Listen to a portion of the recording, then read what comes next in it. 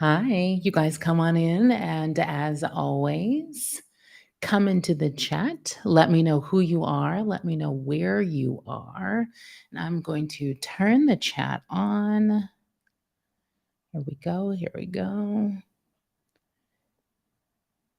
If I can. All right. Come in and tell me who you are. Tell me where you are. Let's as always, do a mic check. Let me know if you can hear me. Mic check. 1, 2. Can you guys hear me? I see a bunch of you on, which is super exciting. Hi, Brianna is here, first in the game, one on the board.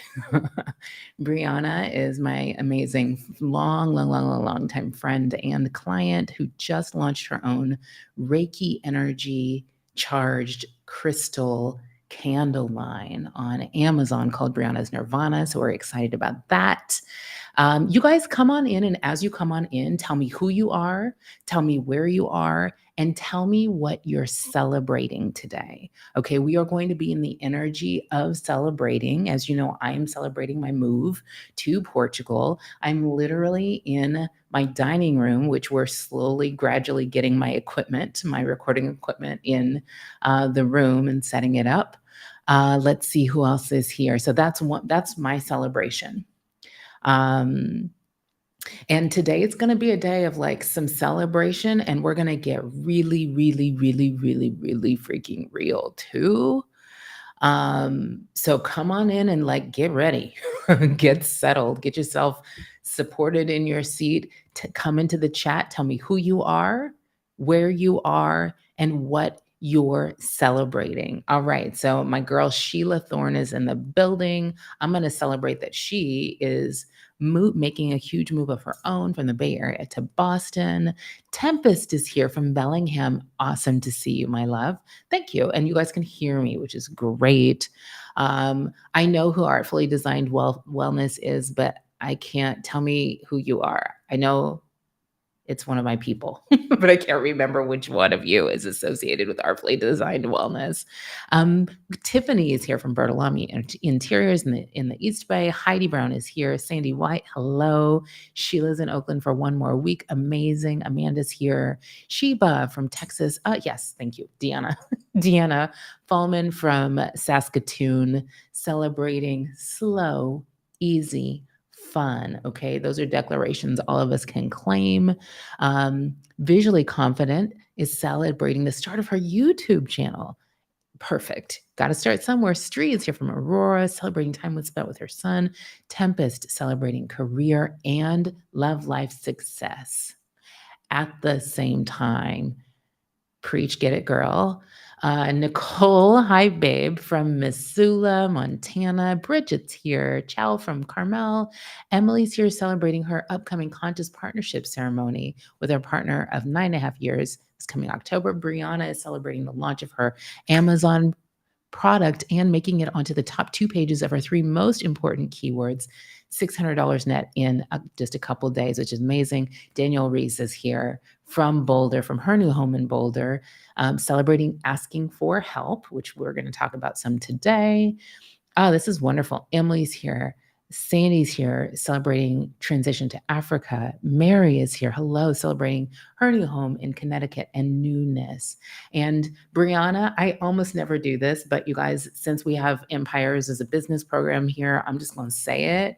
Brianna, I'm going to need you to drop that candle link into the chat here. The candles are kind of amazing. So do buy one. All right. This is how we do here. All right, guys, I am going to get started because we have so much to cover today. Let me share with you what we're going to cover today. Well, actually, let me do this first. Let me just start to get us into the room that we are in.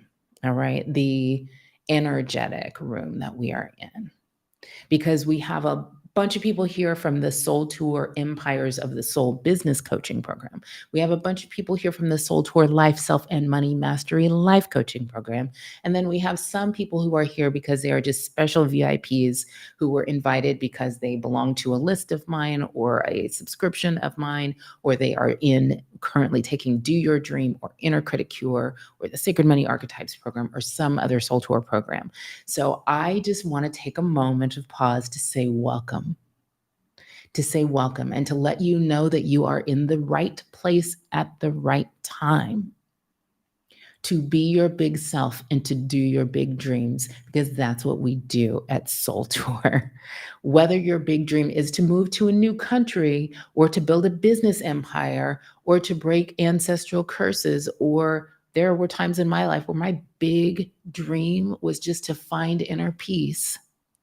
Whatever your big dream is, Soul Tour is the personal growth school, the sacred space, the self-mastery coaching company, the business consulting firm where your desired transformation, the one that is calling you to fulfill your sacred contracts, will unfold in divine order and timing. So I like to welcome you to the wonderful world of Soul Tour, because we do things a little differently here.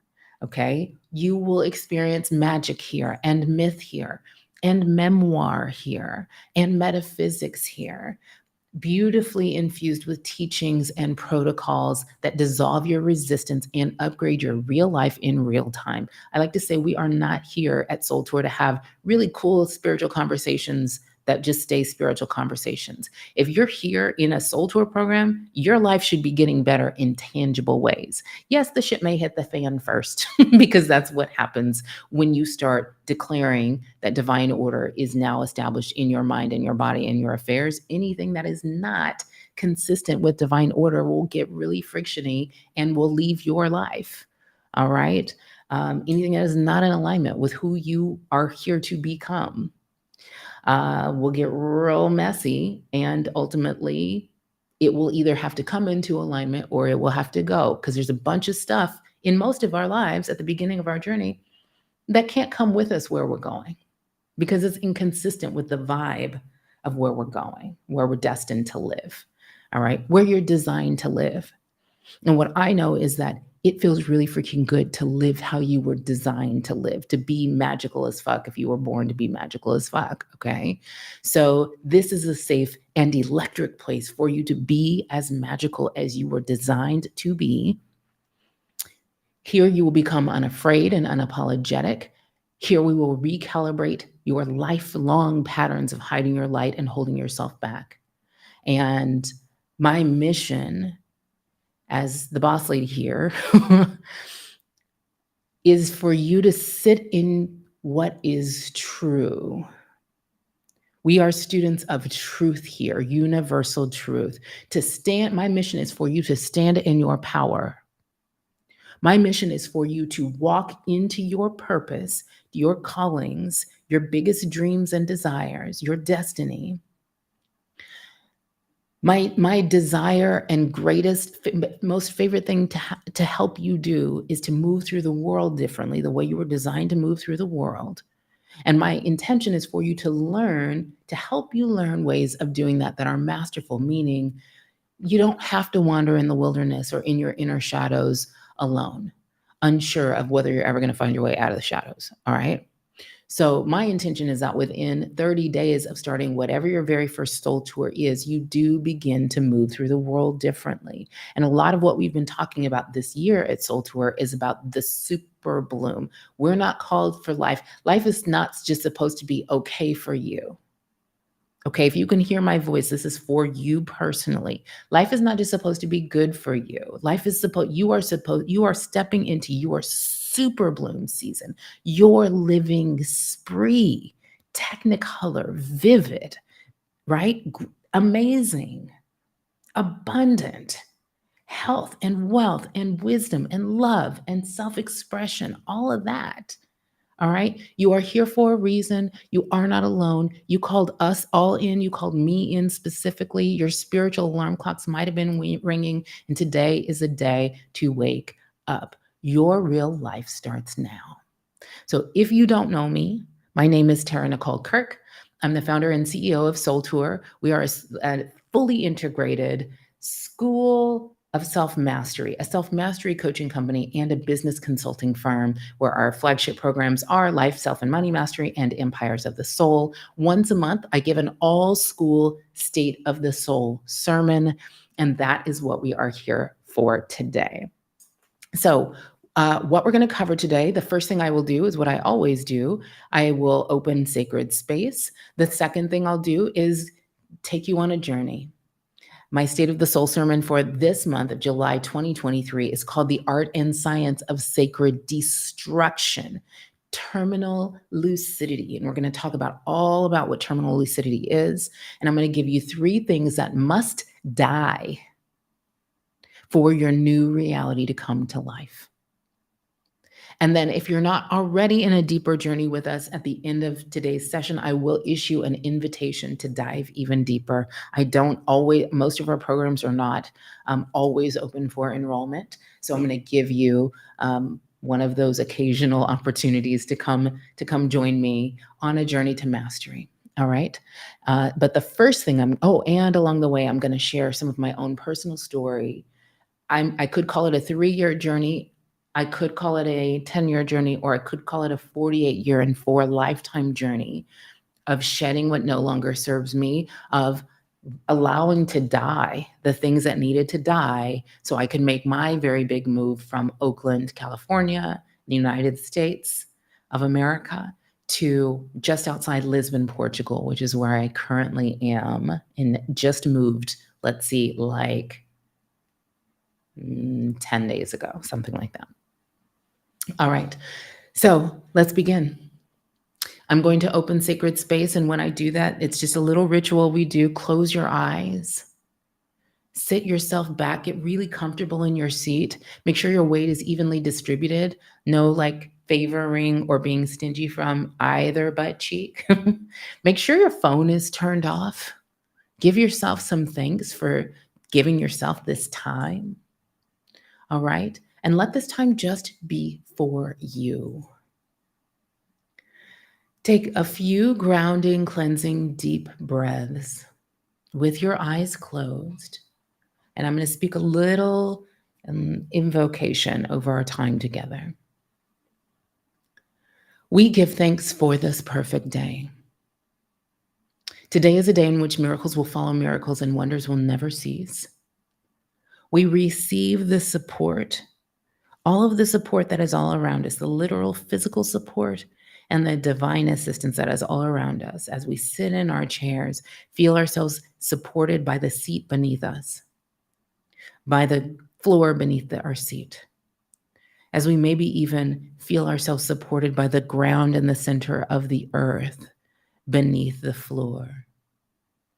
Maybe we envision that we have roots of light, electricity, glowing golden light growing out of our legs and our feet, all the way down, rooting us into the center of the earth as we think a very tall thought and sit up tall through our spines, letting our spine become the conduit between heaven and earth that it is. Because in this moment, as we come together, we have a trillion reasons to look forward eagerly and excitedly and with great expectation to all the wonders that are before us. So as we come together, we open our hearts and our minds to receive every divine resource that is flowing to us right now, knowing that we are magnets to limitless love, to infinite intelligence, to the creative power that formed all worlds, to divine prosperity, divine wisdom. That's what we are, magnets for that, conduits for that. So we approach this time we have together, this day of our lives, and increasingly we approach our whole lives with radical acceptance of who we are and radical surrender to divine order and divine timing, which are real and are always operating in our favor. So we watch with wonder as a divinely laid perfect plan and path into our visions and desires and dreams and goals lights up before us. We allow any resistance we've ever had to any element of or stage of that divine plan for our lives to dissolve and dissipate right here and right now. Feel your resistance dissolving right now. Feel your resistance to your own highest good dissolving right now. We give thanks that the divine genius plan for our lives now comes to pass. I give thanks that the divine genius within you personally is now released. We give thanks that divine order is now established in our minds, our bodies, our families, our relationships, our businesses, our finances, our creative projects, every one of our affairs. And we now release the need to delay our highest good. We forgive and release the past.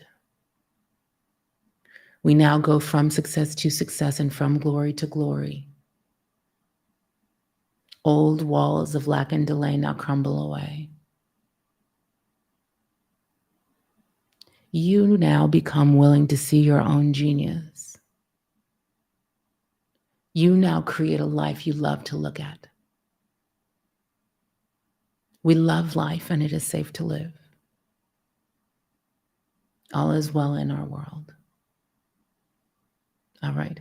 As we begin to move into the metaphysical and very real circle of success, winning circle, open your eyes gradually. Smile. Come back into the room. All right.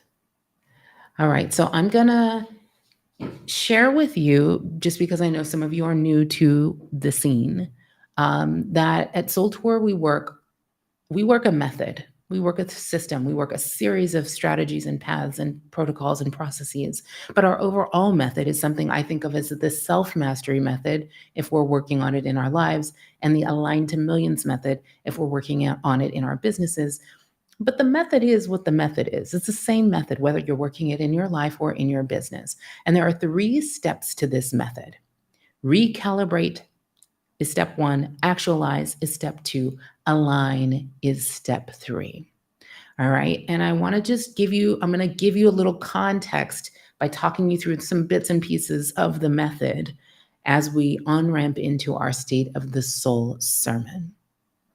All right. And actually, you know what? I'm going to come out of slides. So if you don't see slides right now, that's good. Okay. I'm not a huge, I just want to talk to you. All right. For a minute. We'll get some more slides at the end. We'll come back to them at the end. All right. So when we talk about recalibrating, there are a bunch of different ways that we recalibrate our nervous systems, our belief systems, our paradigms and worldviews, our very definitions of what success is. So there are many recalibrations that we work at Soul Tour, but there's one that I've come to call the Great Recalibration.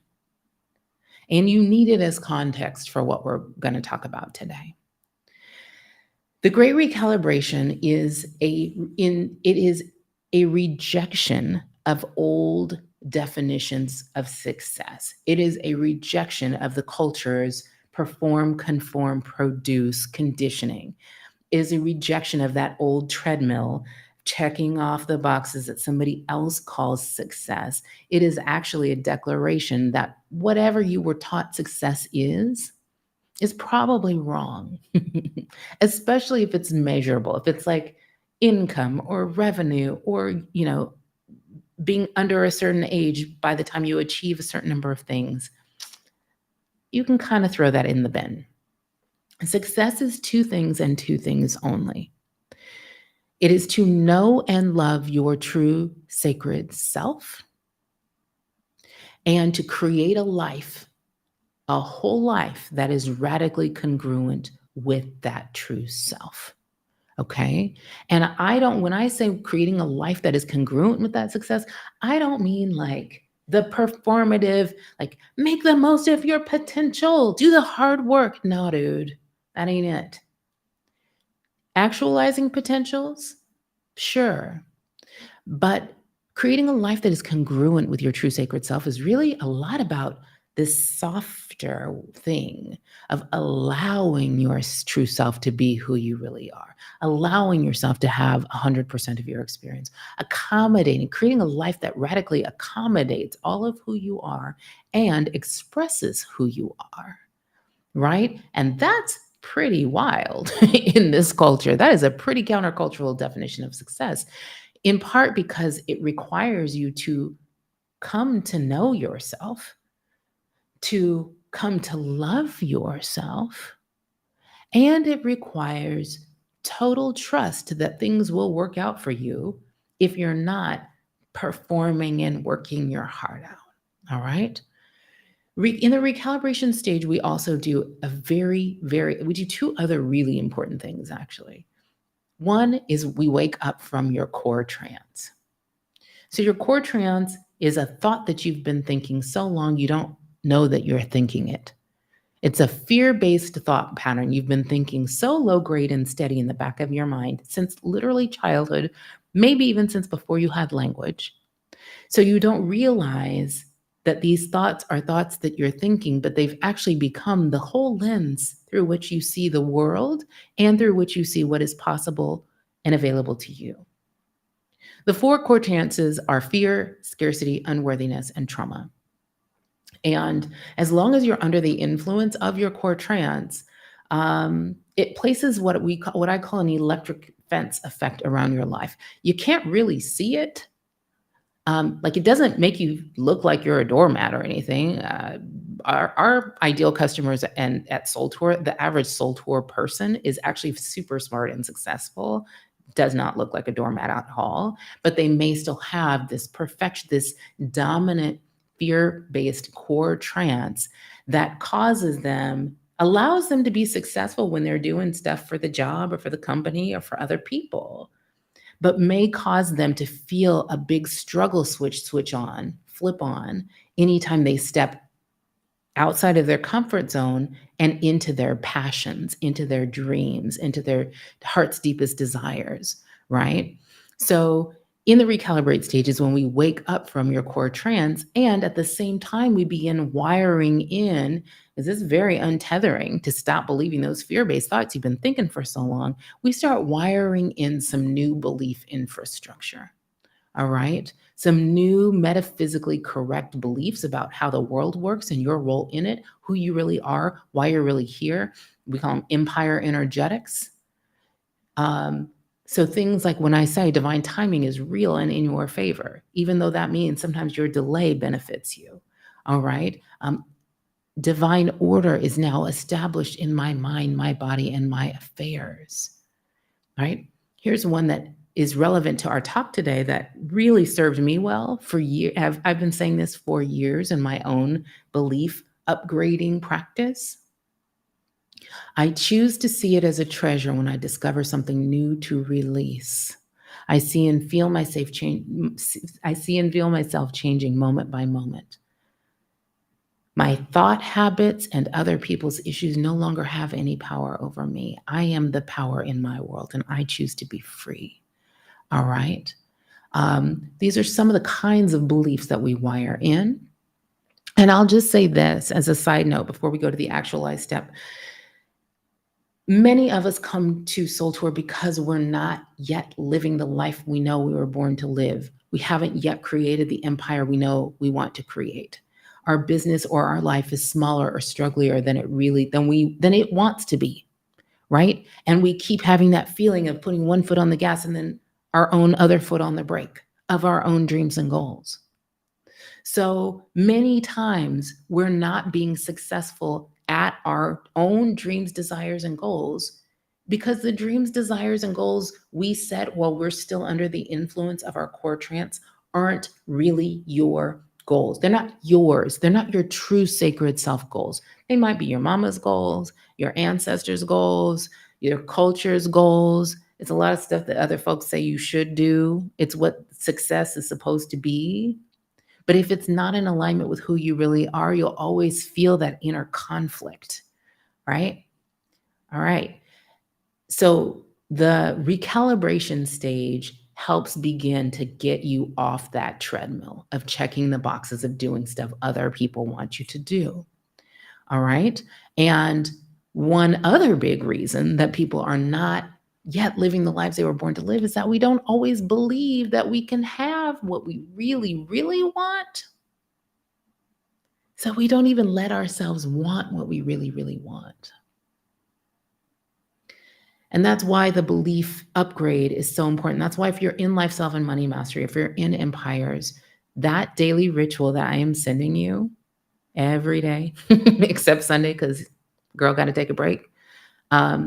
It is building new beliefs and new thoughts, including beliefs that will create the foundation to allow yourself to want what you really want. All right. The second stage in the method is actualize. A lot of us are fascinated with self-discovery tools, right? Human design, astrology, Enneagram, Myers-Briggs, attachment styles, whatever it is, strengths finders, Colby. All of these tools are super helpful, but they're not really that helpful as long as you're still under the influence of your core trance. Because as long as you are, you will tend to still judge even the things you learn about yourself. Um, and you'll still be trying to leverage that self-knowledge to goals and dreams and desires that aren't really yours. So once we take fear in your core trance out of the driver's seat, you come into once we enter, if trauma is your core trance, like it was mine, once you integrate your trauma, not just process your trauma. Once processing trauma is talking about trauma. I'm sorry. Yes. People think that you need to process your trauma. You need to heal your trauma. You need to integrate your trauma. Once you integrate and heal your trauma, once you wake up from whatever your fear program or your core trance is, you will have a wildly new, different receptivity to understanding who you really are. So learning human design, learning astrology, learning Colby, learning strengths finders, Enneagram, Myers-Briggs, whatever your sacred money archetypes, after you've done the work on healing your core trance is a very different thing. And when you do that, a very different vision for your life will begin to download in. A vision that is underpinned by permission to go on a living spree. Right? As long as you're under the influence of your core trance, most of us expend a lot of energy just to be okay in the world, just to be okay in our skin. When you heal and wake up from your core trance, all of that bandwidth and energy you're putting out here just into being okay starts to come back to you, starts to come back online. And you open up, sometimes without even knowing you're doing it. I didn't even know I was doing it. You open up to a radical new vision for your life. The vision will just start to drop in. And all those years you felt confused about what you really want, you will surprise yourself at the vivid Technicolor vision for your life that shows up once you're doing the core trance work. The last step is align. And the alignment step is it's the taking of inspired action. It's the steps you take to create your new reality in the real world, including the steps you need to take to create space for your new reality to come in. These steps are spiritual and they are real world strategic actual actions, conversations you need to have. Who do you need to email? What do you need to call? What changes do you need to make to your work life, to your physical space, right? To your values, your identity, your beliefs, the decisions you make, how you spend your time, your habits, what you do and what you don't do. All right. So this is about real world stuff that should cause you to experience an increase in health and wealth and wisdom and the ability to express yourself, meaning not just to speak up and say what you mean and ask for what you need, but also meaning turn your thoughts into things. All right. Make the moves you want to make without getting blocked or stuck. Or if you do hit your upper limits, knowing how to soothe them. Hitting your inner resistance, feeling that ugh, and knowing you can surf the wave of that and not be stopped by it. All right. So the alignment step is the step in which most of us who've ever felt that great lifelong inner conflict, that tug of war between your big self and your small self, the alignment step is where you drop the rope and you let your big self win. You stop litigating with yourself about whether you're going to allow yourself to live the life you were born to live or build the empire you were born to build. All right. So that's the overarching method. That's context you need because these terms are going to come up a whole lot as we go through this talk.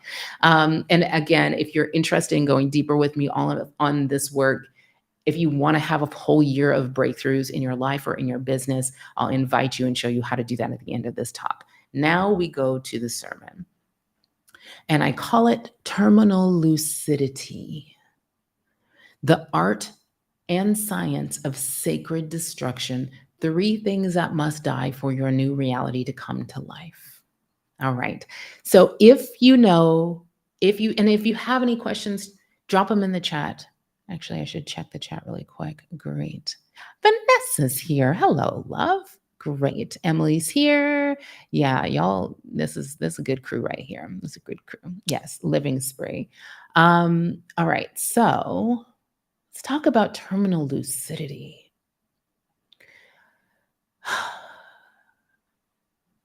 We're going to talk about death and life. Okay. So if you've been following my story, and I know many of you have, you know that I am in the midst of a massive upgrade, level up, transcendence season in my own life. I kind of always am, or often am. But right now, I'm creating one of a very untethering and upgrading new reality, right? This was pure vision that at calling coming to life. When I'm in Lisbon, I'm outside of Lisbon, Portugal right now. We've just moved here. I've moved here with my 5-year-old daughter last Monday. When people ask me why I move, boy, I'm like, buckle up. It depends on who the person is. Sometimes I just say sheer adventure because I don't have a work reason to have made this move. This was pure like calling. And this, for some of you, if you're in my programs, if you're in the programs, I am doing a private podcast where I'm sending you these little, 15-minute or hour-long voice memos to share my experience of making this move. It's in our WhatsApp group for Soul Tour. If you are in a Soul Tour program and you are not in that group and you want to be in that group getting these memos, email support@soultour.com. Those people who are listening along with me as I take this journey are aware, but some of the rest of you are not, that this has become a sacred midlife pilgrimage in the very archetypal Jungian psychology sense that humans across all time have been known to take sacred midlife pilgrimages, where they, decide that the story they've been living, the scene, the scenario, the geography they've been living is not right for them, and they are called to a new geography that requires them to sever some really deep ties. And so this journey for me, I'm gonna, like I said, it could be a 48-year journey that I'm talking to you about, but really it was like a 10-year odyssey that this is now the culmination of, and we're not done. So in around 2012, 2013, so I was a teenage mom and had a bunch of miracles happen and was gifted and had the plot twistiest life ever. And so because I had my older set of children so young, I didn't really travel much when I was young. I didn't probably have my passport till maybe 10 or 15 years ago. And I chose jobs as I really ascended in Silicon Valley as a marketer. I began to choose jobs that would allow me to travel very extensively, to the point where my last actual real job, I had teams that reported to me in Austin, Texas. I worked in San Francisco, so I had a team in San Francisco, Austin, Boston, and then all over Scandinavia, a little bit in Brazil. So I would travel just back and forth and back and forth. 2013 started traveling really extensively. 15, I was like, I think I need to move to Europe. It's like 8 years ago. And I started to put things in play. And I met a guy in Oakland who literally convinced me not to go. And I'm glad that I didn't go then, because we had a beautiful few years. And then in 2019, I got a surprise baby. Literally was sitting having champagne and truffle fries one day, got a phone call that I needed to go pick up my biological granddaughter, who I did not really know. And she has been with me since that time. So then I spent a year getting guardianship of her. Then the pandemic started. Then I spent a year, the first year of the pandemic, in court adopting her. And this is London the Great, who many of you know. She's like her own little internet celebrity, AKA Baby Best Life. At the beginning of the pandemic, I was sitting in a meditation and I was really reflecting on my life. The pandemic did for me what it did for many of us, the favor of reminding us that we will someday die. We will not die. You are eternal, but your physical body someday will. I think I got another 100 years. And death is real of the physical body. All right. So in 2020, at the beginning of the pandemic, I was sitting in a meditation reflecting on my life. Am I okay with this? If this was the end, would I be okay with this? And I'll tell you, I have a lot of personal practices around playing the movie forward of life, giving my future self gifts, and just, playing the movie forward. So I was playing the movie forward and I was like, are you good? And I was like, you know what? I did that shit straight up. I'm not even gonna play. From where I have been to where I have come, I was like, if this was the end, I'd be pretty proud of myself. The only thing that kept coming up for me was these words, farm by the beach. Never lived in a farm by the beach. You really should live in a farm by the beach. So I came out of the meditation, I typed the words farm by the beach. What came up was an Airbnb listing in Mendocino, about 4 hours north of where I lived in Oakland. I rented that farm for 2 weeks. That stretched into 2 months. We ended up being in the farm by the beach in Mendocino for 2 months. And I started to get a clearer checklist for what I really wanted for my living situation to download. It was like farm by the beach, but with better roads and with good internet and by a world-class city. I need Michelin star restaurants nearby. I'd love to have some Black people nearby. All of these things started to get clearer to me as I started traveling. At the same time, or just after that, actually, I received a pretty serious medical diagnosis.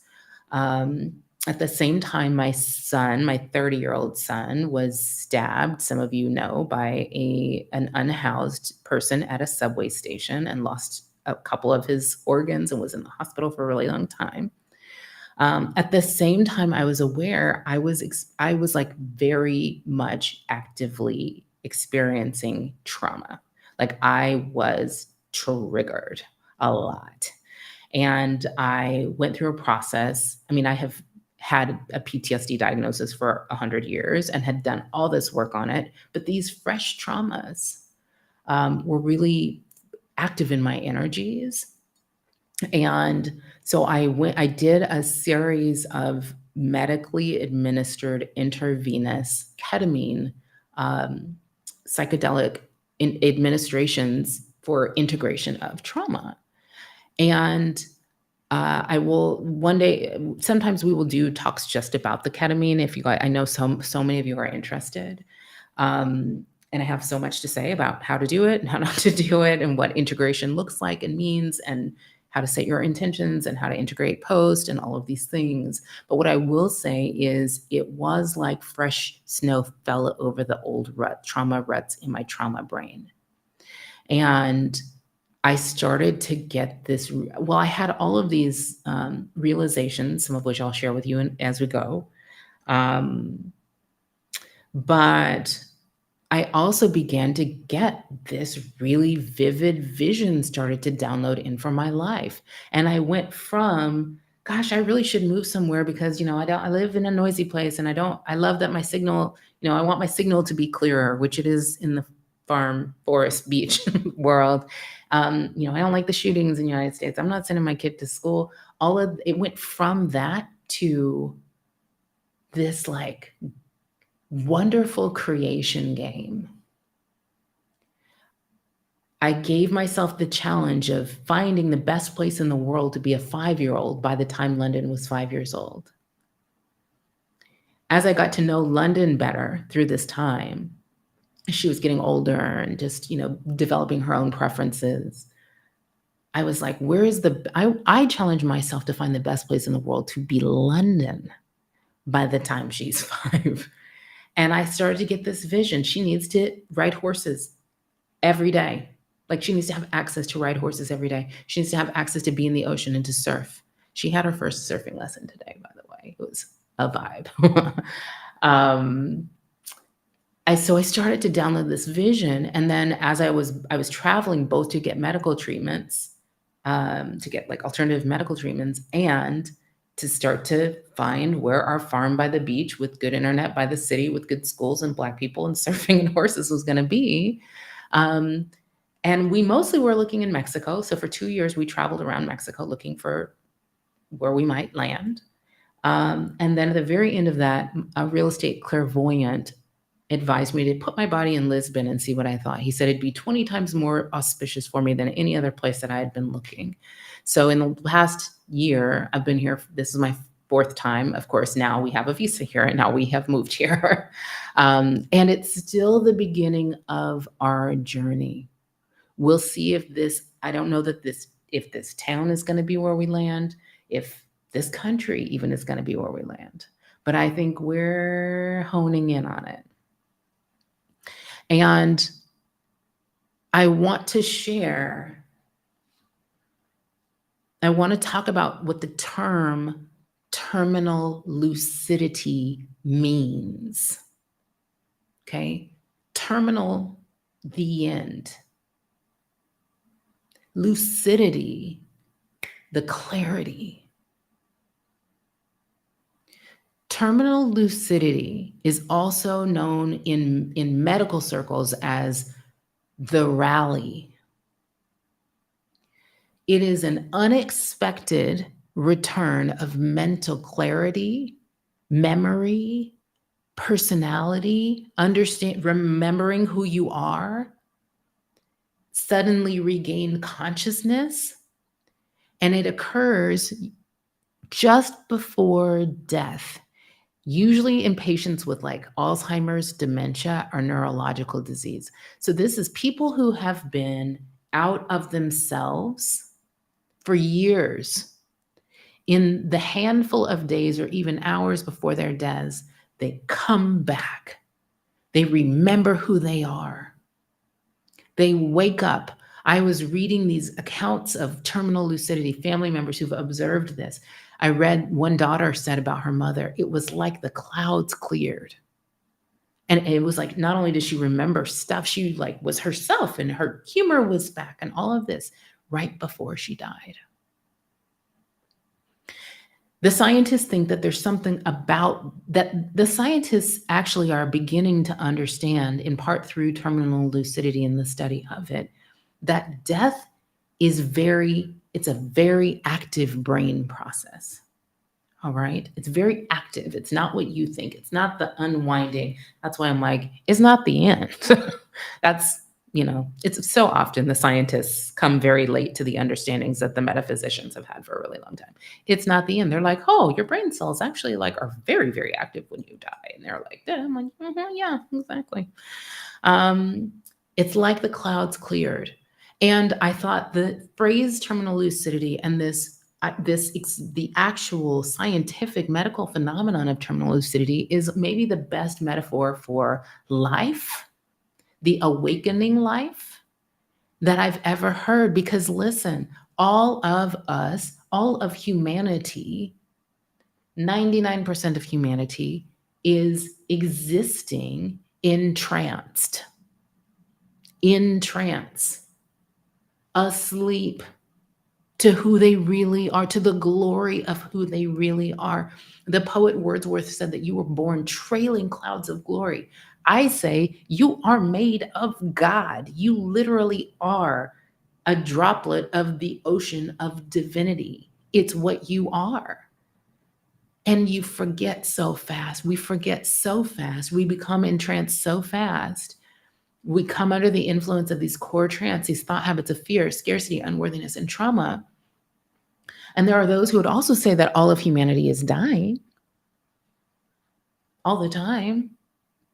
But I think that, hey, if dying is a very active thing, what if the very thing that can wake you up from your trance, bring you back to yourself, remind you who the fuck you really are, manifestation of source, spirit, all that is God, bring you back to that? Maybe death is trying to do us the favor of reminding us who we are and why we're here. So there's a reason at Soul Tour we say our entire purpose for existing is to help you be your big self and do your big dreams before you die. Right? We know that your spiritual alarm clocks are ringing. We know that it's time to wake up. And like I said, I give thanks to the pandemic because so many of us Soul Tour people, smart, successful people, had kind of forgotten that we'd die someday. And the pandemic did us all the favor of reminding us of death. Many of you know I lost a good friend during the pandemic, not from the pandemic, in a total surprise accident, skiing accident. And I remember, which was wild because I literally saw this woman at the gym and she was like, girl, are you coming to dance class? What's happening? Blah, blah, blah, blah, blah, on a Wednesday. And then Saturday, got a phone call, like something really bad just happened. And in the wake of her passing, as I reflected on the many favors that she had done to everyone who knew her by virtue of how full on she lived her life, I remembered how many times London and I had gone swimming in her backyard and talked about where we were traveling and where we might move. And all I could hear in my head for weeks and weeks and weeks after she died was these words: if not now, when? If not now, when? I remembered Ram Dass talking about saying years ago, he said, but years before he even got sick, he said, you should live with death on your shoulder. And something about remembering your soul, like remember who you are and know that you're only in this body for who knows, for a season. And I used to think that was so morbid because I used to be a spiritual bypasser. And I still think that I'm going to live to be the sexiest 150-year-old person around. But the truth is that this body will die and that we have sacred contracts to be and do and learn and have and create and experience things before we die. So if not now, when? So I find that there's an incredible lucidity and power to letting death just be present in your consciousness, right? Not as something to be afraid of, as something to give you permission to cut through the bullshit, permission to stop apologizing and stop giving a shit about other people's opinions, permission to drop the rope in that inner conflict, that tug of war between big self, small self, permission to be magical as hell and find the people and the places that honor and activate and allow and invite, even evoke that. Okay, permission, like death is amazing. It is giving you permission to fully inhabit your life. And that might mean slow your life down a little bit. That might mean speed your life up a little bit. All right. And so, I've taught so much about fear, and I'll say about the fear of death. What if the fear of death can be like many other fears, just unintegrated excitement that we can integrate by leaning into understanding how death can actually bring us more to life. All right? Just lean into it. Decide that. I shared a while back on Instagram actually. There's this little clip of Maya Angelou being interviewed. And she's saying like, I used to not believe I would die. I didn't want to think I would die. And then one day I just fully accepted that this is the single thing I'll never escape. And it was so amazing when I did, because now I'm fully in every moment I'm in. I am fully here with you. I am fully there with the taxi driver. I am fully in the writing when I'm writing. I am fully in the reading when I'm reading. Like, that's the gift of death. So I think that some of you also got that memo. But when it comes to creating your new reality, um, stepping into the life you were born to live, what I see happening a lot is a lot of folks just adding a bunch of tasks to their list of things to do. Okay. Because our cultural conditioning says you got to perform more, you got to conform more, you got to produce more, you got to do more, you got to add more, you got to build more. Right. And that starts, and you guys already have very full lives, and it courts burnout, and it makes moving into your new reality feel impossible, and it makes it be really not fun or joyful, and it's frankly not even metaphysically correct. All right, so there is a spiritual law, a universal law, that is the basis for what needs to happen when you already have a very full life and you decide that you want to attract in a new reality. All right. And we talk some about how there's one law of the universe that says contraction precedes expansion. All right. Like in the stock market, things shrink before they get bigger. The shit hits the fan also often in life, right? Before things get better. Now, the reality is that there is a corollary that says destruction precedes creation. Catch that.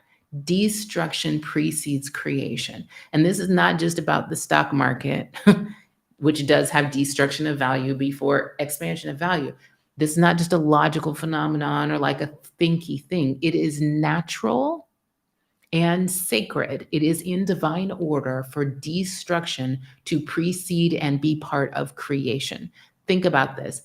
Humans die so that new generations of humans, all animals, all species, have generations that die so the new ones can be born. Imagine what it would be like if all the humans who ever lived were still physically on this planet, right? We are learning to create our new realities, not in the hardcore adrenalized dread, like go hard, hustle, bullshit, nonsense, patriarchy, toxic ass, capitalism way. That's not what we do. We are here to learn to remember our own divinity, which means to remember to create how nature creates. And in nature, old things die so new ones can be born. All right. And every sacred tradition has a story. This is how you know it's sacred truth, that every sacred tradition has a story or deities that embody this principle of sacred destruction as part, parcel, or partner to sacred creation. All right. Like in Hinduism, you have Shiva the destroyer, and Shiva's mate is Parvati, right? Parvati is like the goddess of fertility, birth, children, devotion, strength, power.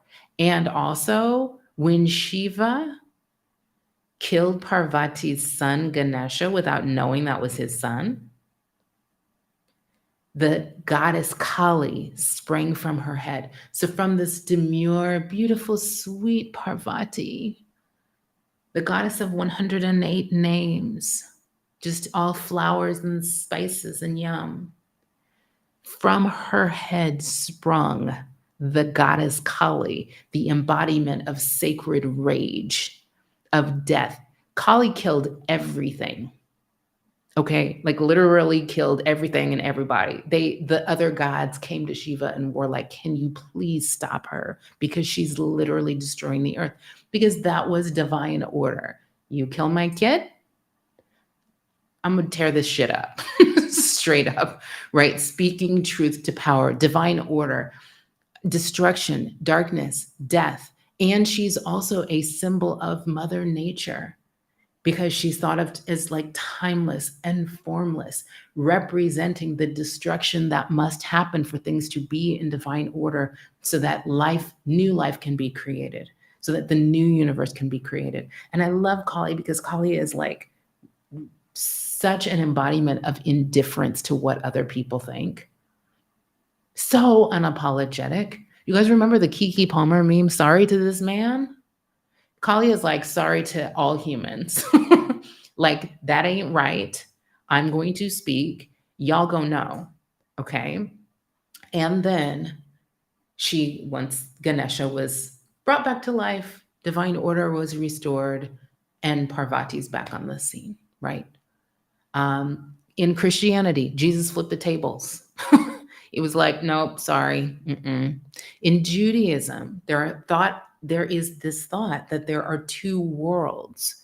One that is a world of chaos and confusion, and also of divine light, but ultimately shatters, leaving just the divine and the sparks of light that then create and animate a whole new world of tikkun, correction, rectification, right? And if you go way back, which I like to go way, way, way back to I like to study the queens, so Queen Esther, Queen of Sheba, the ancient Egyptian myths, the goddess Hathor and Net. Hathor was the golden one. She symbolized the river Nile, fertility, life, joy, ecstasy, feminine, creative, procreative power. She was thought of as a prime creator god. So she was thought of as producing the world itself. All right. And also, one of her manifestations was Net or Nut, you'll hear her called. Nut was a goddess of wisdom, a goddess of war, a goddess of birth. And you know what else they called her? Net the Terrifying. Her job was to destroy everything that is not right so that creation of what is right can happen. They said Net, she's a goddess of weaving, that she unraveled the whole world every night so that she could weave it back better in the morning. All right, so I ain't saying you got to do all of that, but I'm saying there's real precedence for this, that real sovereigns, real goddesses, anybody catching these references? Our job is to receive, be conduits for, and flow divine order into the world. Our job is to allow and require divine order to be established in our own worlds. Divine order meaning the dominance of limitless love, creative power, infinite intelligence, those things that's what God is in my world. God is not an old white man on a cloud throwing judgments down at people.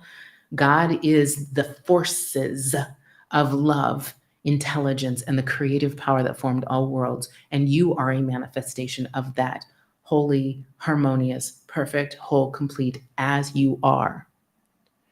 As a sovereign, a divine sovereign, that's what you are. Your life is your domain. Your life is your realm. Your thoughts, your actions, your emotions, your journey, and your true sacred self. And please note that. That's not today's lesson, but that was a word for somebody. Your thoughts, your actions, your emotions, your patterns, your habits, your journey are not actually you. These are part of your domain. The reality you create is your domain. But there is a true sacred self at the center of all of that is not, your fleeting thoughts or emotions. That is unchanging. All right? When limitless love and infinite intelligence and creative power become the order of your life, that's you being sovereign. And that means that you cannot be sovereign and also live your life entranced by fear and scarcity and unworthiness. You got to have your own North Star. You got to have your own ways being that you want to be. Got to have experiences that you desire to create. It's your life to live. You cannot take your cues from this culture because this culture ain't right, y'all. All right. And that means that you will have to learn how to flow sacred destruction as necessary so that divine order can be established in your mind, body, and affairs. In the simplest way, that means there's some shit you're going to have to stop doing. There's some shit that is inconsistent with who you really are that you can't keep participating in. Some shit is just, you got to stop participating in shit that is not consistent with who you are. So, in a literal way, you're going to have to stop taking some of those calls.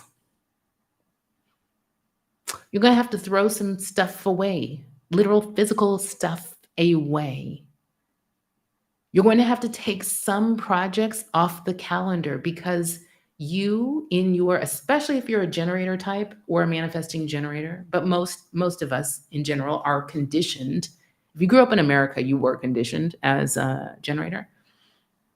You will have more ideas, thoughts, and projects on your plate than you can ever complete in a lifetime.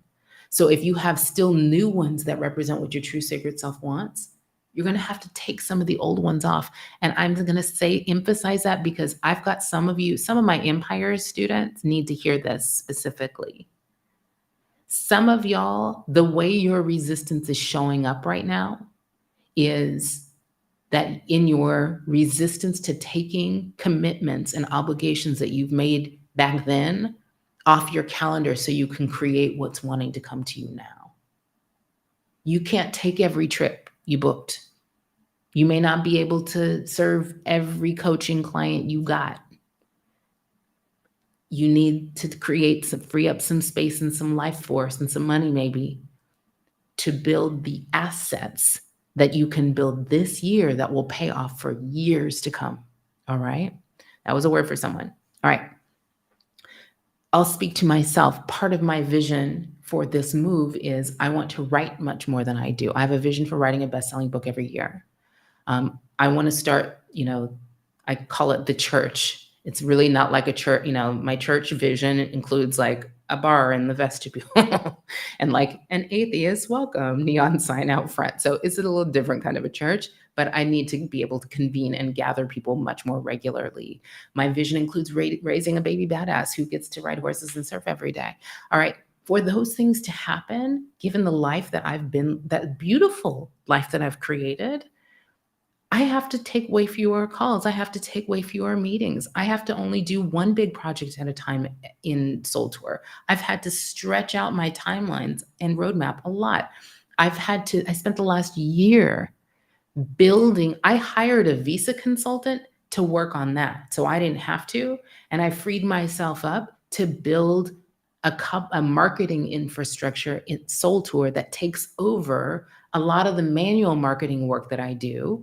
So moving forward, you're going to see most of our marketing is going to be Upgrade, our event in October, and funnels on online funnels. It's going to be a whole lot less manual marketing of me, and that is my very intentional creating space. I got to stop doing some of what I was doing to allow the new vision to have time and space. I had to hire more people. I had to get more owner level, senior people in the business who could take work off of my plate, right? And it takes time, even if what you're wanting to do, like I actually had to work more over the last year, hire more, delegate more, invest more, create some assets, build the engine, turn on the engine so that I don't have to do that every year, so that next year gets way easier and the next year gets even easier. All right. So there are 3 specific categories of things that must die for you to create your new reality that I want to cover with you. The first thing that must die is traumatized low expectations. Traumatized and or low expectations. But I like to say traumatized expectations because I think it's very evocative. Like, does that mean anything to any of y'all when I say your traumatized expectations must die? Who relates to that? I need to see some like hands raised or some I relate to that. And I received that, Raven. Actually, I received that from you. Um,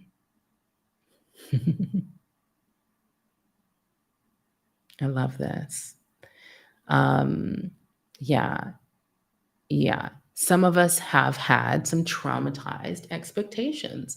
So here's the deal: the road to your new reality is a journey. And it begins literally before you're even born. But when you become aware it begins is usually maybe when you start to desire things to be different than they are. And it goes all the way through when things are actually different, when the new reality has come to life. Your resistance may pop up at any place along this journey, this timeline. And this timeline might be 10 minutes on some subjects and 10 years on other subjects, seriously. When we talk about shattering your upper limits, what we're really talking about is moving the places where your resistance pops up further and further down the timeline of you creating your new reality. All right. So, like I said, some people don't even believe that they can have what they really want. So, they don't even let themselves want it. So, that's resistance that happens before the desire stage, even. Some people can let themselves want it, but they kind of hit their own brake because they don't believe it's safe to have what they really want. So they believe that the other shoe is going to drop or that something catastrophic will happen. I was sharing with my students that I've had that a lot on this 3-year journey as I was traveling in Mexico, or like as I've dropped London off at this beautiful farm she does her summer camp at. I would notice myself thinking like, oh my gosh, like I don't know how their background check laws work. I don't know, like, who's that guy, this farmer? Like, I don't know that guy. Like, what's his deal? I don't want my kid on this farm, this like huge farm with like hundreds of people around, like with that guy. Like all this catastrophic, I call them my American moments. Thinking that starts basically like when you actually start getting what you want and you start to have these catastrophic thoughts that cause you to like, oh, should I actually do this? Maybe I shouldn't. Right? It's very untethering when you start to actually get what you want. Um, so I want to share a little bit of my story of killing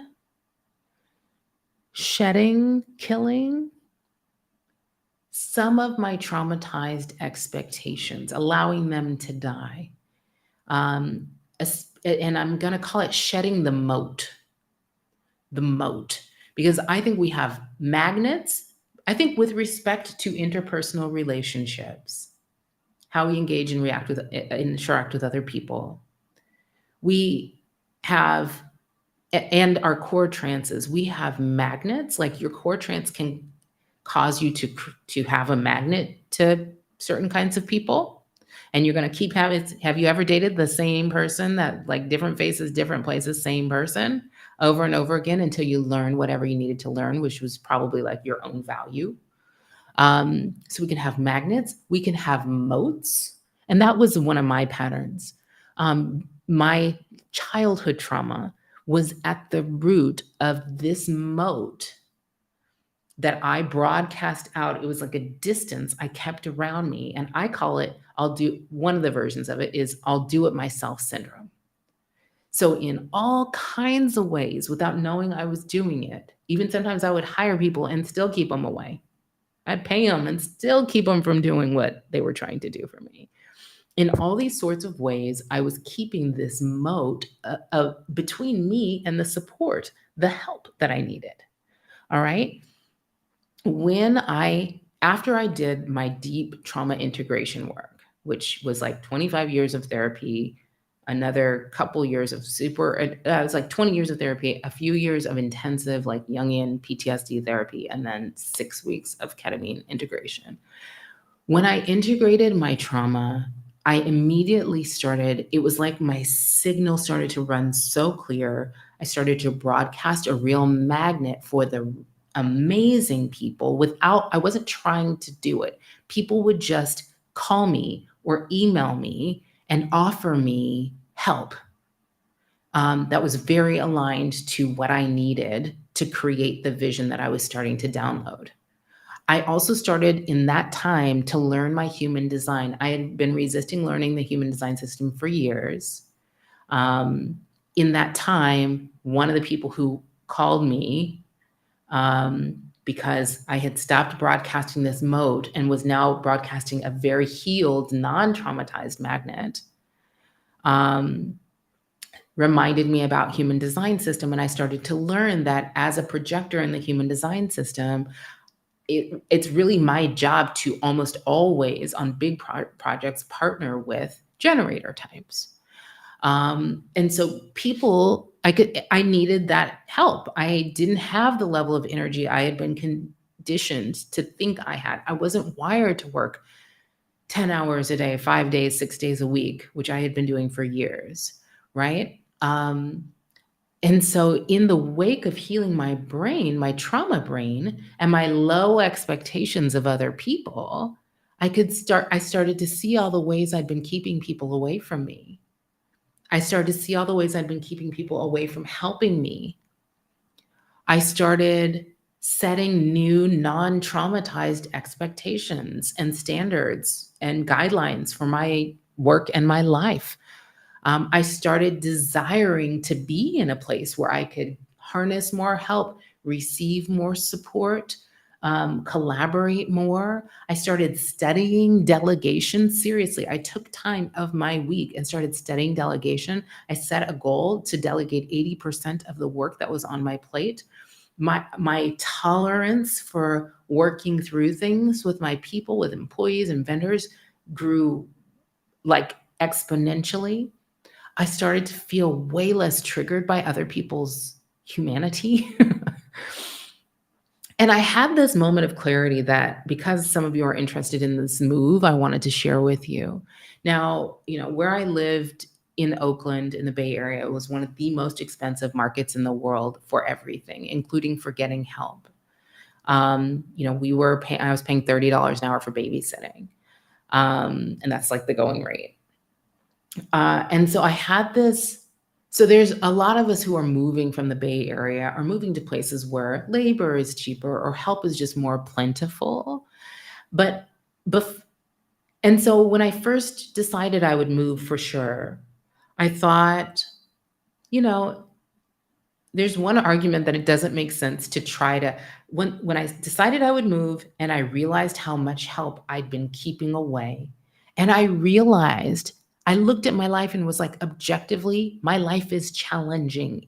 I live way more of a life than one person should do with the house that I own, the obligations and relationships that I have, the business that I run, the kind of child that I have. All three of my children, I have two older children and the little one, all three of whom have special needs. And I was like doing it all myself. And I kind of was like, you need a whole bunch more people. Yeah, you're going to move, but you don't know where yet.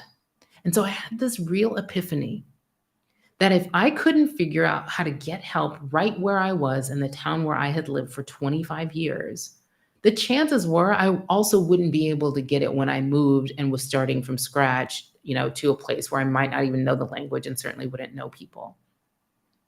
So I decided to get all the help that I needed back then there, even knowing I was going to move. And it's good that I did because that was like, it took me, almost 3 years to figure out where I was going to move.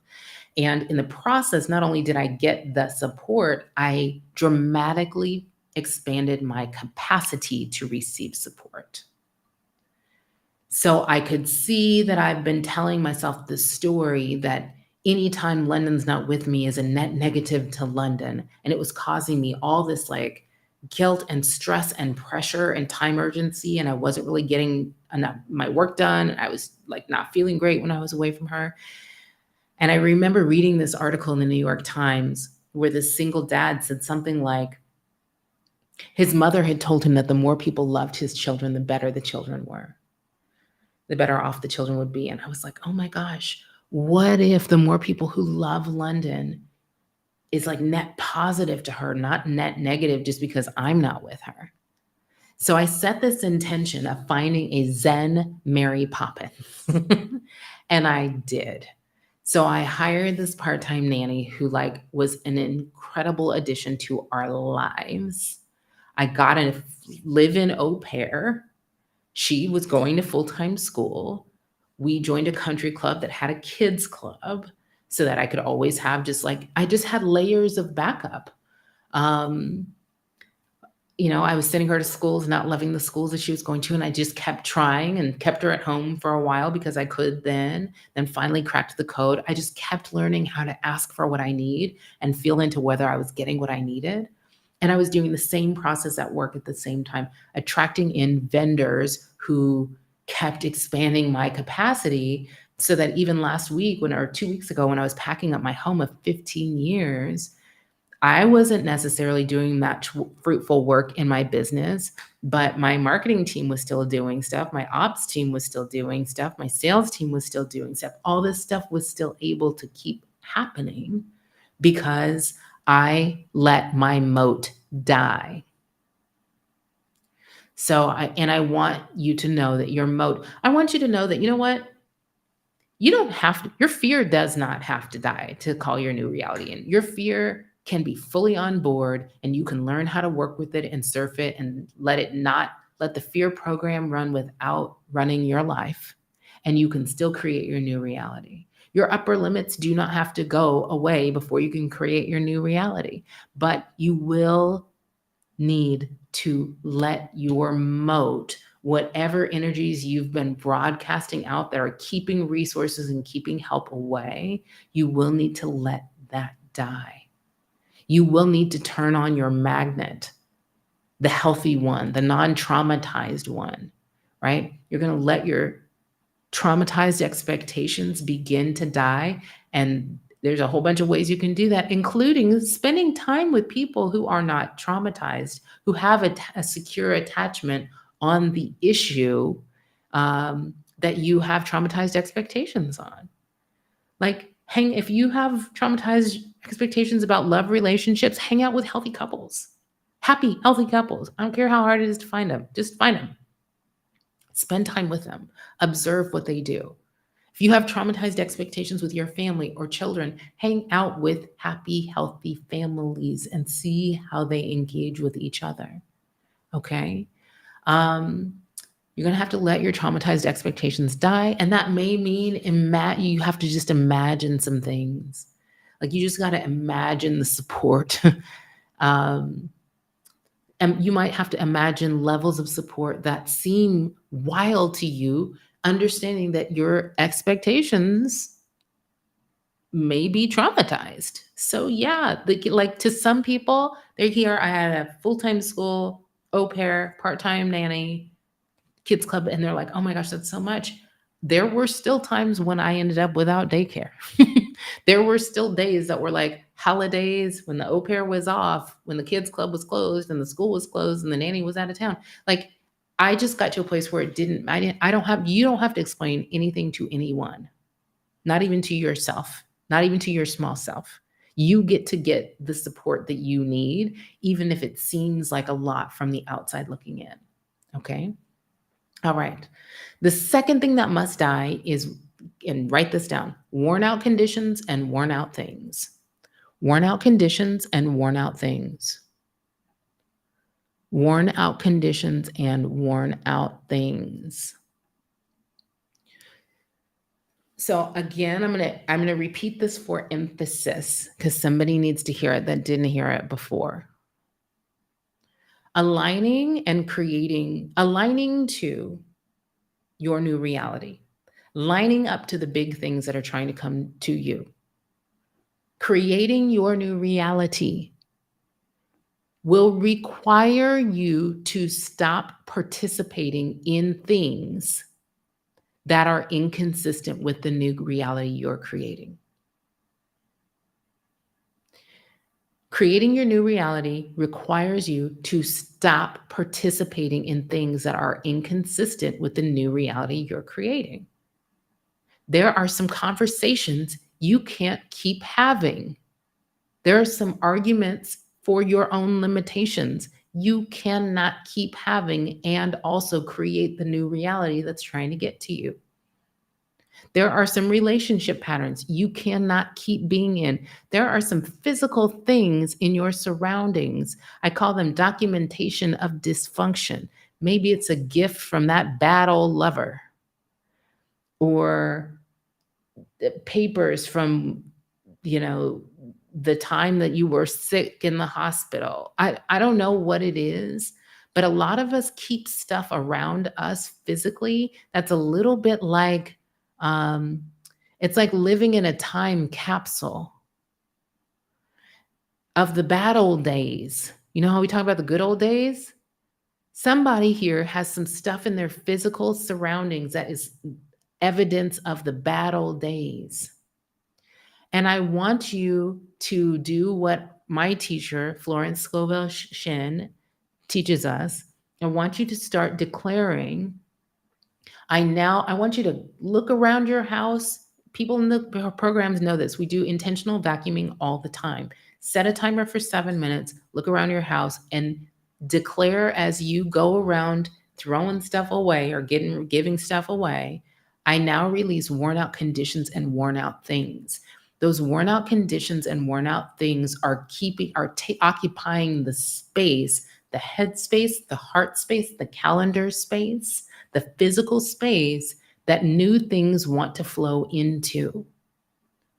Now, I have something I call reverse reward theory, because we are so conditioned as children to get compliance by rewards and punishments.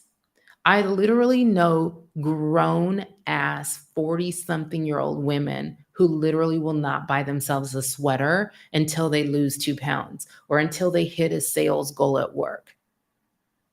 So I hear a lot of that in this success culture, right? Like people think, gosh, okay, I want to lose weight, so I'm going to work out. So when I work out for 30 days straight, then I'll give myself great feeling work. I'll give myself expensive workout pants. I want to suggest the exact opposite: reverse reward theory. Envision who you want to be in your new reality, and then just start investing in giving yourself the thing, equipping yourself with the things that being would need. So if you want to be a person who works out every day, the first thing you should do is go buy yourself some great feeling workout gear. You're much likely to actually work out. I want you to I want you to leave the time capsule of the bad old days behind. Okay. And that means you're going to let die worn out conditions and worn out things, including worn out worldviews, worn out words, worn out paradigms, worn out conversations, worn out relationship patterns. Okay. All kinds of worn out shit. You're going to leave that shit behind, leave the time capsule, and get into the time machine instead. Play the movie forward to the you that writes a best-selling book, to the you that runs a $1 million business empire, to the you that just takes really beautiful care of herself in ways that feel so good to you. It's not about losing weight or any of that nonsense. Literally, it's about like feeling good. Play the movie forward to the you that feels so good. What does that version of you invest her money in? What does that version of you wear? What does she do and no longer do? The version of you that is the matriarch of a delighted family of thriving children, what does she have and do? What does her surroundings look like? Stop saying you can't afford it. Stop saying you can't afford it. Know that there is provided in this universe supply for every need, but the supply answers the demand. So is it true that there are people who cannot actually afford these things? Yes. Is it true that 99% of the people who tell me they can't afford to give themselves these gifts totally have the money to do it, but cannot give themselves permission to invest in themselves? Because they can't they're telling themselves, they're not responsible enough or successful enough to make the most of it. I mean, like, literally, I'm going to challenge you to lavish yourself with your own resources, to pour your time into yourself, to pour your money into yourself, to give your right now self and your future self wonderful gifts in wonderful ways.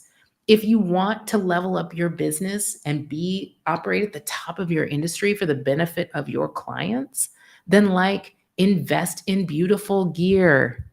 Get the gear you need.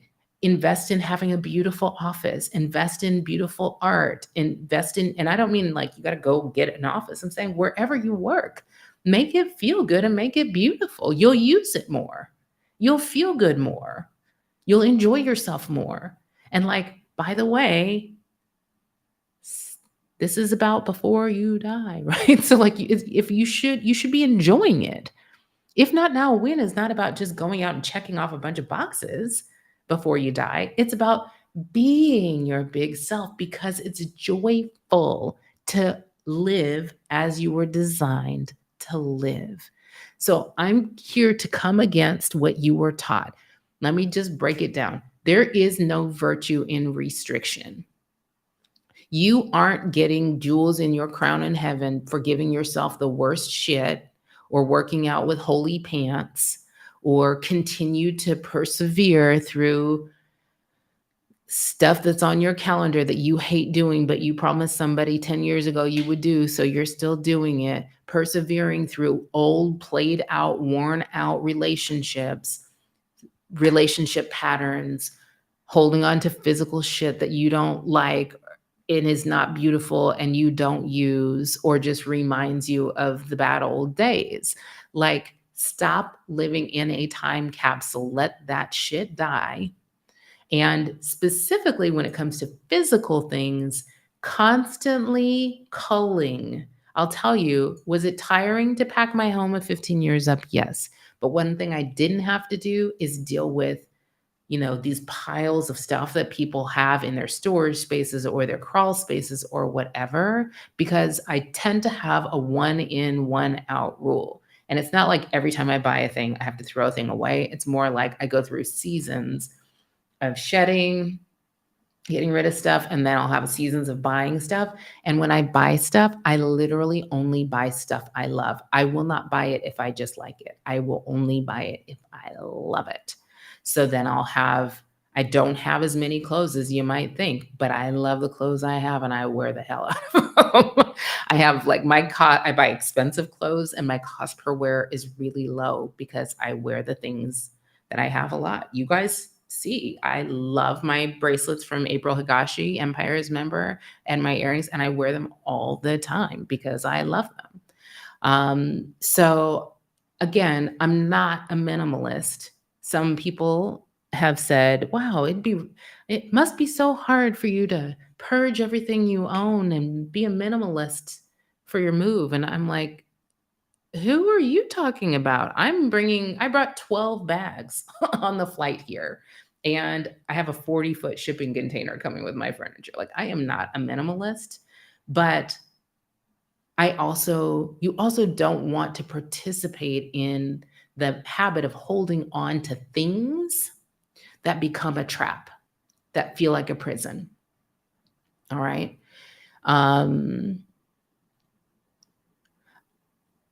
Let me give you, I'm trying, let's see. Okay. So I do mean physical things. But I also mean the bigger blockers, the worn out things and conditions that become bigger blockers to your new reality, worn out worldviews, worn out paradigms,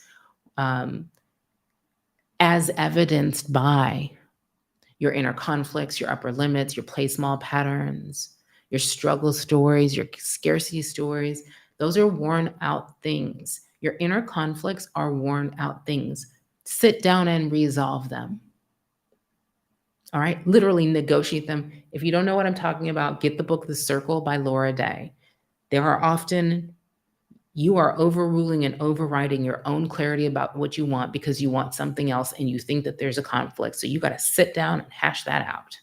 All right. Or maybe you have upper limits, you have beliefs that, you have, maybe you feel fundamentally flawed, or you believe that you'll be disloyal and abandoning your family if you're very successful. Maybe you feel like you'd be a burden, or like if you were more successful, or maybe you feel like success will bring burdens.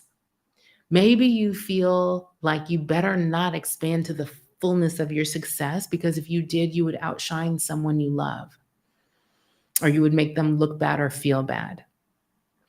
These are played out, worn out worldviews. And I want to tell you this: there are two things your wise inner being always, always, always, always knows. It always knows what you are. You are made of source energy, spirit, all that is God. You are a powerful creator. And anytime you are participating in a worn out worldview that contradicts that, it will feel really bad, because it's not true. It is in conflict with truth, because the God self of you knows that's not true, knows that you're not small, right? Knows that you're not unworthy, knows that scarcity is a lie, knows that your trauma brain is telling you to expect the other shoe to drop, and that's not actually your destiny. All right, so your inner being always knows what you really are, and your inner being always knows what you really want. So every time you tell the story, I'm unclear, I don't know, I'm confused, usually that's because there's another persona within you, the persona we call your inner critic, the personified voice of fear. And that voice has been overruling and overriding the clarity of your wise inner being for your whole life. Because you were taught not to shine so hard. You were taught to stuff a bunch of the most vital shit about who you are into this bag you've been dragging around behind you your whole life. First, your parents kept telling you, shh, stop. And then you internalized that repressive parent and you just started shutting yourself down. And how that looks as an adult is that when you start to step outside your comfort zone, see what your passions really are, and kind of exceed, when you start to inhabit your dreams and your body in its fullness and yourself, you start to enlarge yourself. This wave, this program will start to play, and it's a program of energy, and it moves in a wave, and it's just called, I call it the fear program. And you can almost see it coming. It's that struggle switch that flips on. You're like, ooh, I like this idea. I have this inspiration. I could do this. I should move forward into this. Maybe you even have a little honeymoon period with your dream or your desire where you're actually taking action on it. And then something starts to happen and you can feel it in your chest. Feels like shackles on a little bit. You can see the fear kind of coming. And it always starts small, comes to a peak, and then it will dissipate.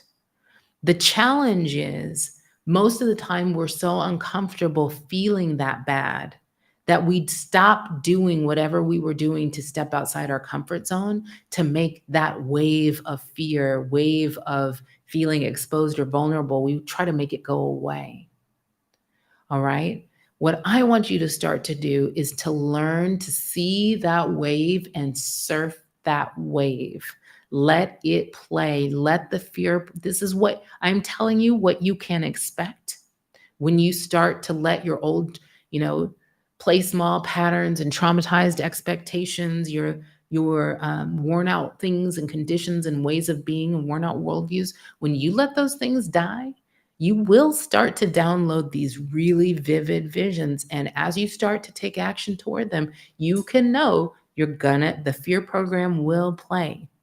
But step number one to letting the fear program, to breaking the fear program, is to let it play, let it run. It's just a program. Every time you feel exposed or vulnerable by what you're trying to do to pursue your dreams or goals, it's gonna play.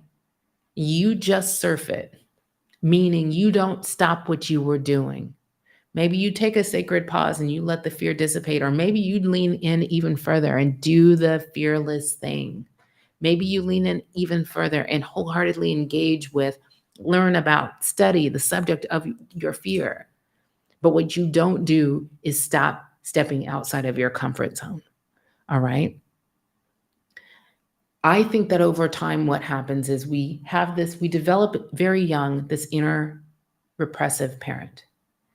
And I think there's a pendulum swing where when we're healing from that, which most of you are, you begin to develop this inner nurturant parent. And that's where you're really like allowing yourself and pampering yourself and nurturing yourself and affirming to yourself and building this new belief infrastructure. And that's a necessary stage. But over time, I want you to get to here, just right of center, left for you of center, an inner respectful parent. Where and it's quieter place to be, but the most respectful thing you can do is to learn your true self, learn your design, fulfill your potentials, live as you were designed, and break your old brain worldviews and start expanding your story about how the world works, and more particularly, how your world works. You live in a world of your own creation. Sometimes I teach the spiritual laws and I'm like, law number 1, law number 2, law number 2, blah, blah, blah. Honestly, the only spiritual law that really matters is the words you speak, because that's what creates your personal reality. So do you remember in the pandemic when we all had those in this house signs, where it's like, in this house, Black Lives Matter, and, women and da-da-da, and there's no such thing as an alien, like all these things. That is a statement of paradigm. And I want you to start thinking about what would be on your in this house sign about your world and how the world works. Your in this house sign should say, I am made of God. I am a powerful creator. Everything is always working out for me. Everything always for me. Nothing is too good for me. Nothing is too good to be true. I was born to be cherished, loved, adored. Every person is a link in the golden chain of my good.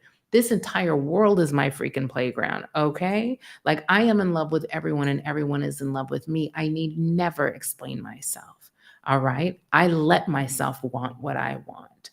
These are some of the daily declarations that I give you guys in your ritual, and they come straight from my own ritual, my own beliefs. And it's important that you do this and that you literally speak these words out loud, because I don't have time to give you the whole lesson on how quantum creation works, but I will tell you that there are a trillion possibilities in the ways that your life could play out, even starting from right now, this moment. And very much, not all, but very much of what determines how your world works and what is created and what is possible and what is available to you, a lot of that is you create with the words you speak, with the thoughts you think. And you can't always control all of your thoughts, especially if you have PTSD. That's some love and light bullshit, and I don't play that shit. But you do control what you speak. And by speaking it, you can actually begin to shift even your trauma-based thoughts. All right? All right. So, and just remember, one of the worn out conditions and things that I want you to let die are exhausting entanglements. Usually relationship patterns, usually codependency, meaning you interfering between grown-ass adults and the natural consequences of their own behavior.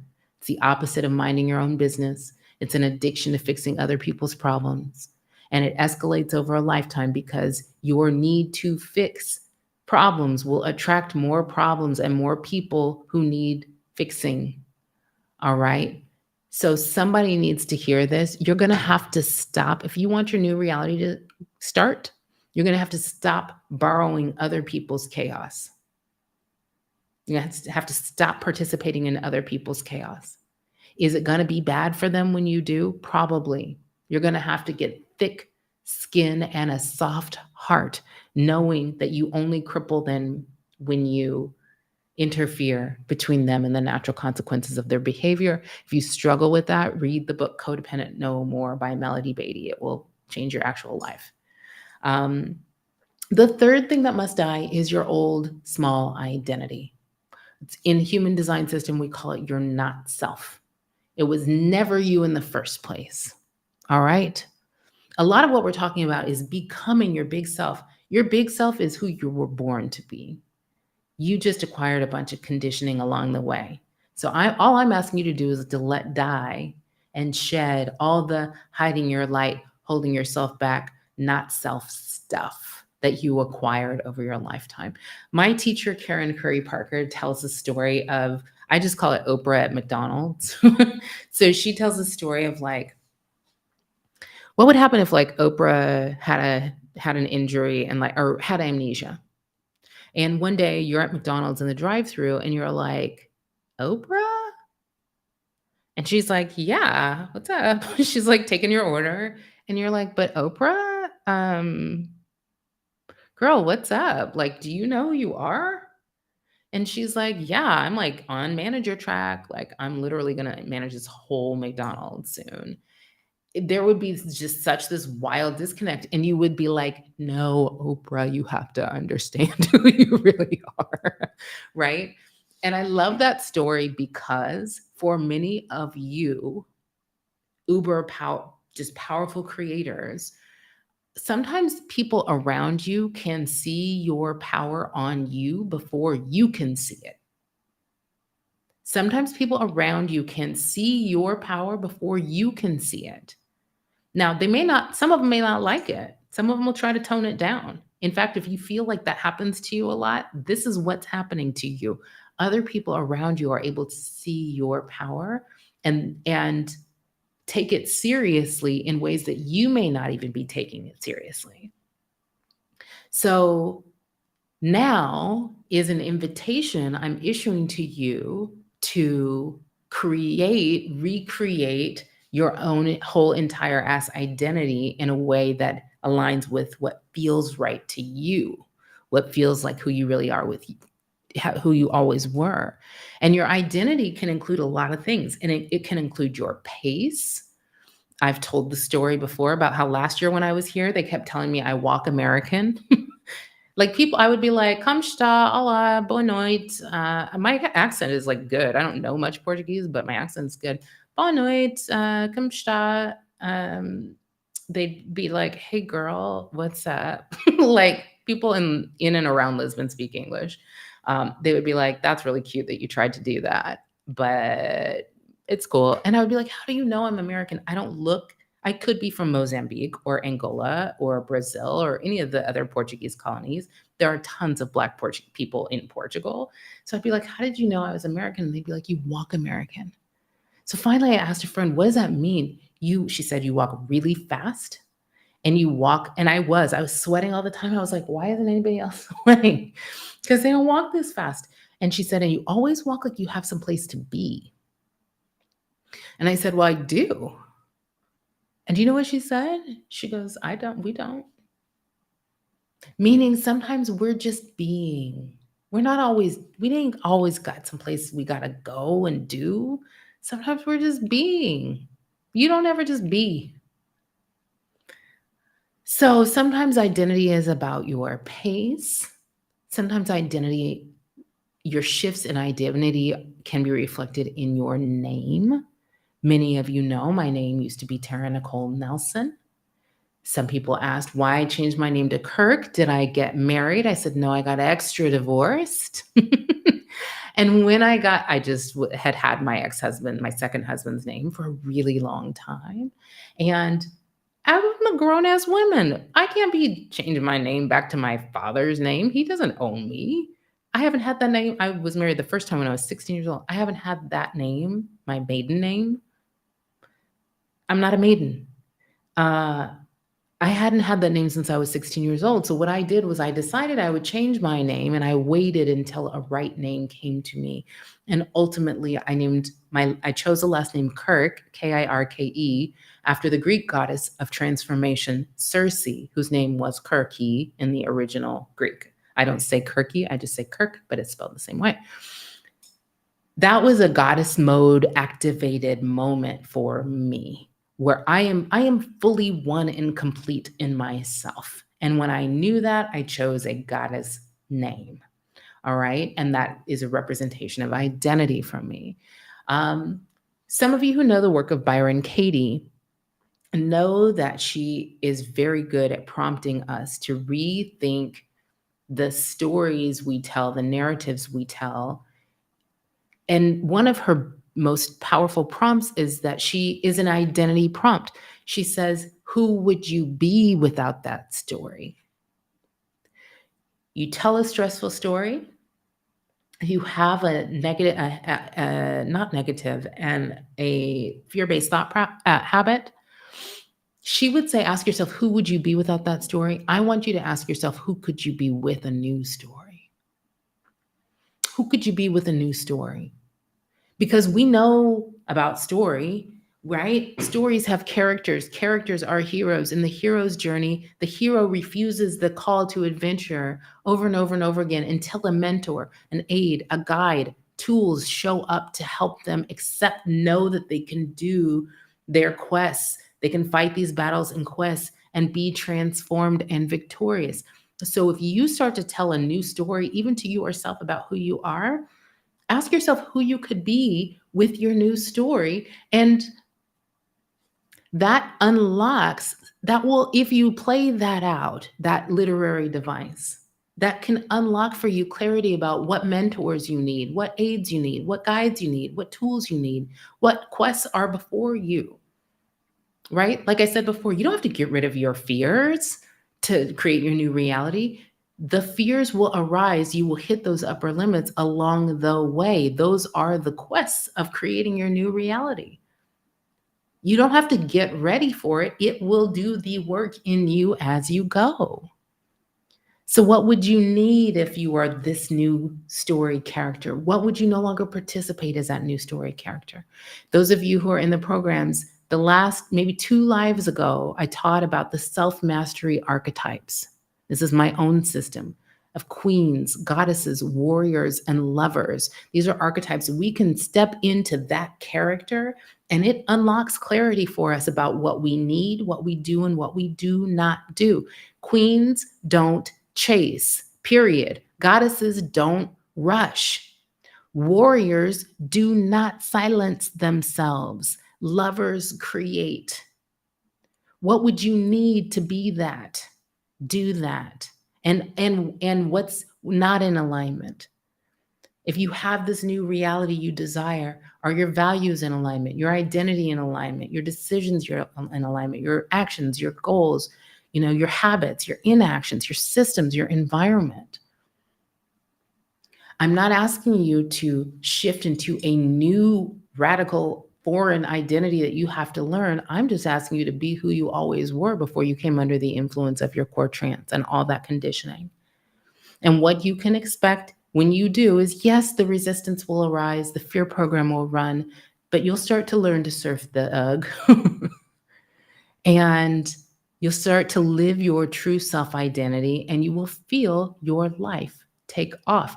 Golden opportunities will show up, and you'll either be ready for them or you'll get the help you need to get ready for them. I have had 3 clients in the last month tell me, and we're working on a thing, and they are stepping into getting the deals they want in their business, experiencing these great expansions in their revenues and in their kinds of clients and in their ways of being. Their empires are coming to life. And these 3 people all said to me, you know what? I had that opportunity 10 years ago, 5 years ago, 7 years ago, and I wasn't ready for it. I wasn't ready for it. But when you start doing this, you let your old traumatized expectations die. You let your worn out worldviews and ways of being die, all those old conditions and things. When you let your old play small identity dies so that you can step into who you really are, golden opportunities will show up and you will either be ready for them or you will figure out how to get ready for them. You will start to feel the bliss of alignment with divine right timing. You will, depending on your human design type, if you're a generator type, you'll start to get those signs and signals and synchronicities and suggestions. If you're a projector, you'll start to get the right invitations. If you're a manifester, you'll start to feel that inner peace and like alignment. If you are a reflector, you'll start to have these delightful surprises come to you over and over again because you start to remember who the fuck you are. You are a manifestation of Source Spirit, all that is God. You can now give yourself permission to act like one. All right? It's part of my daily prayer, affirmative prayer that London and I do at home every day. Like, I am a manifestation of God. And every moment, the goddesses, life, love, wisdom, and power flow into and through me.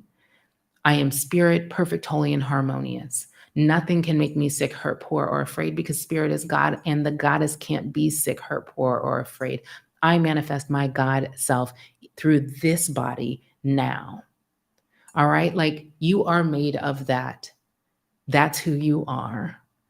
And you're a powerful creator, and your desires are actually telling you what you are designed to be and do and have and learn and create and experience in this world.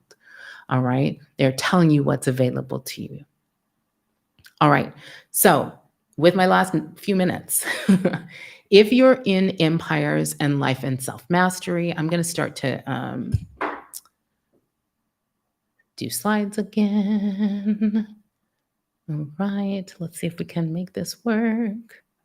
Because remember last time, guys, when I didn't know how to do my slides? I figured it out. Here we go. Okay. So this, all right. All right, can you guys see that? I think I'll keep it big. Okay. I'm sweaty in my lights and in my 90-degree house, but that's all right. Sometimes preachers get sweaty. Okay, so if you're in empires and life and self-mastery, you have a bunch of things that you're going to be seeing in the next week. Yeah, week. I just finished creating your journal for August. It's called this, I think I called it the self-valuing journal. So it's 30 days of exercises and prompts for tuning into your own value of yourself, right? I love it. You'll love it. We have 2 success pods that will start up next month. One will be a success pod specifically for empires, people who are writing growth books to build their businesses. That's going to be run by Emma Mackay, who's a coach in the program, and she might be on this call. And then I'm going to personally be running a success pod called What's Next, for people who are really just trying to download clarity on their vision for what's next in their life or their business. I'm going to run that one personally. You will get email invitations in the next couple business days. Let's see. We have a couple of challenges coming up. The Align to Millions challenge. We have a Total Trust challenge coming up. Those are more like fall. And then remember, save the date. All of you guys, save the date. October 26th to 29th is Upgrade Your Money, Your Business, Your Life. It's my 3-day annual live event in Berkeley, California. I'll be there in the flesh, coming from Portugal back to Berkeley to be with you guys for 3 days. And it is a vibe. Last year was amazing. This year we expect we'll have 3 times the people, and we'll have, I have like an opening ceremony with this beautiful performance. We have a closing party. We have a bunch of just like rituals and new celebrations that we've integrated into the experience. That will be very amazing. The tickets will probably go on sale in the next 2 weeks. Then in December, we'll work together to download your vision for next year. All right. So we have a lot coming up in empires and in life, self, and money mastery. So You might be wondering, if you're not in these programs yet, whether this level of sovereignty and mastery in creating your new reality that I'm talking about is actually possible. Um, you know what? I think I want to. So I have here just a bunch of examples of this. Is an email I got from my client, Deepa Purushothaman. She was in Life, Self, and Money Mastery. And she's just saying, I sold my book, sold it to Harper Business, got a great deal, 6 figures. She has this, she had this incredible experience selling her book. This is her book. It's called The First, the Few, and the Only. This is Deepa on stage with her partner, her business partner, Ra Goddess, at TED. And she just shares that when she started her soul tour with me, she was leaving her job. People come to soul tour often just before or in the middle of big moves, big transitions. And she was leaving her job, giving up money and success. It was scary, and now the fear is gone. So she says, I taught her how to sit in silence, helped her overcome efforting, and gave her a new language for her new life. I helped her start to journal, and she sold her book to a big house for a big advance. And now she's talking about, the practices that I helped her learn, the daily program, all of the shifts that she made to her life, changed her career, started her new business, sold her book, actually, she moved to another city, changed everything but her husband, which I always say I like because her husband is awesome. These are a couple of my business clients who had a huge shift in their business in the 3 months that we worked together. This is Tony, who actually was very much a business school guy who was very skeptical, but he says he never would have guessed that the combination of my exercises, the daily prompts, and the circumstances of his life would all come together to create an unexpectedly profound metamorphosis. And I'll tell you, he would never have guessed, but I see all of you guys, so I guess. I can see it happening when Brianna and I were talking about this the other day. When you start declaring divine order is now established in my mind, my body, and my affairs, stuff changes. Your life circumstances will start to change. Events will start to happen. And sometimes they will shock you. And often they are you getting exactly what you wanted, sometimes just more rapidly than you were really ready for. But that's okay. We'll take it. So he's talking about how he shifted his career. This is Meredith, who was a full-on perfectionist at the beginning and now came into my work. And she says my guidance gave her the permission she needed to calm her inner critic and open to what's possible. I like that she talks about my expansion energy, because that's really, I think, a trademark of our programs. This is Andrea, who many of you know. She's my realtor. She's selling my house in Oakland right now. And she's also a really great friend. She is a very good person to have as a friend. That's what I would say. And she's also this magnificent businesswoman and creator. So she tripled her income, wrote a big old book draft that she's working on now with Emma Mackay, actually our book coach, directed a play, and now she's working on her second empire in the Empires program. And here's a bunch of other clients that have the similar experiences.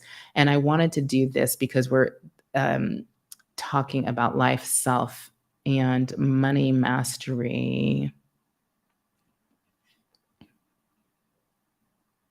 I wanted to share that, we have these were people who may not actually be entrepreneurs, but they still have had these incredible results, changes in their real lives from being in the Life, Self, and Money Mastery program. Sheila Roby talks about that she got a job offer that agreed to everything she needed and then actually called her back and offered her a raise, which she hadn't even asked for.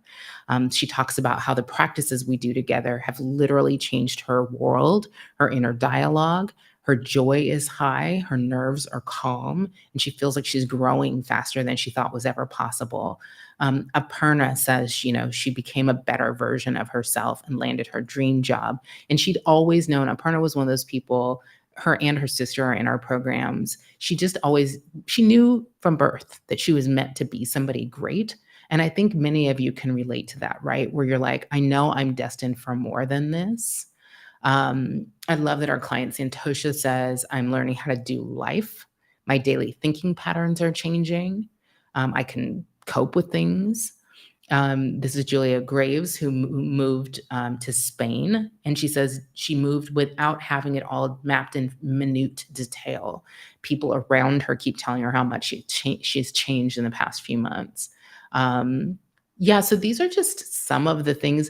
Sometimes I think people hear me talk about these stories and mastery and these skills, and they think it's me. It's like, "Oh, well, that's available to you, Tara, because you're, like, magical as hell," or whatever, which, hey, I am, but you are too.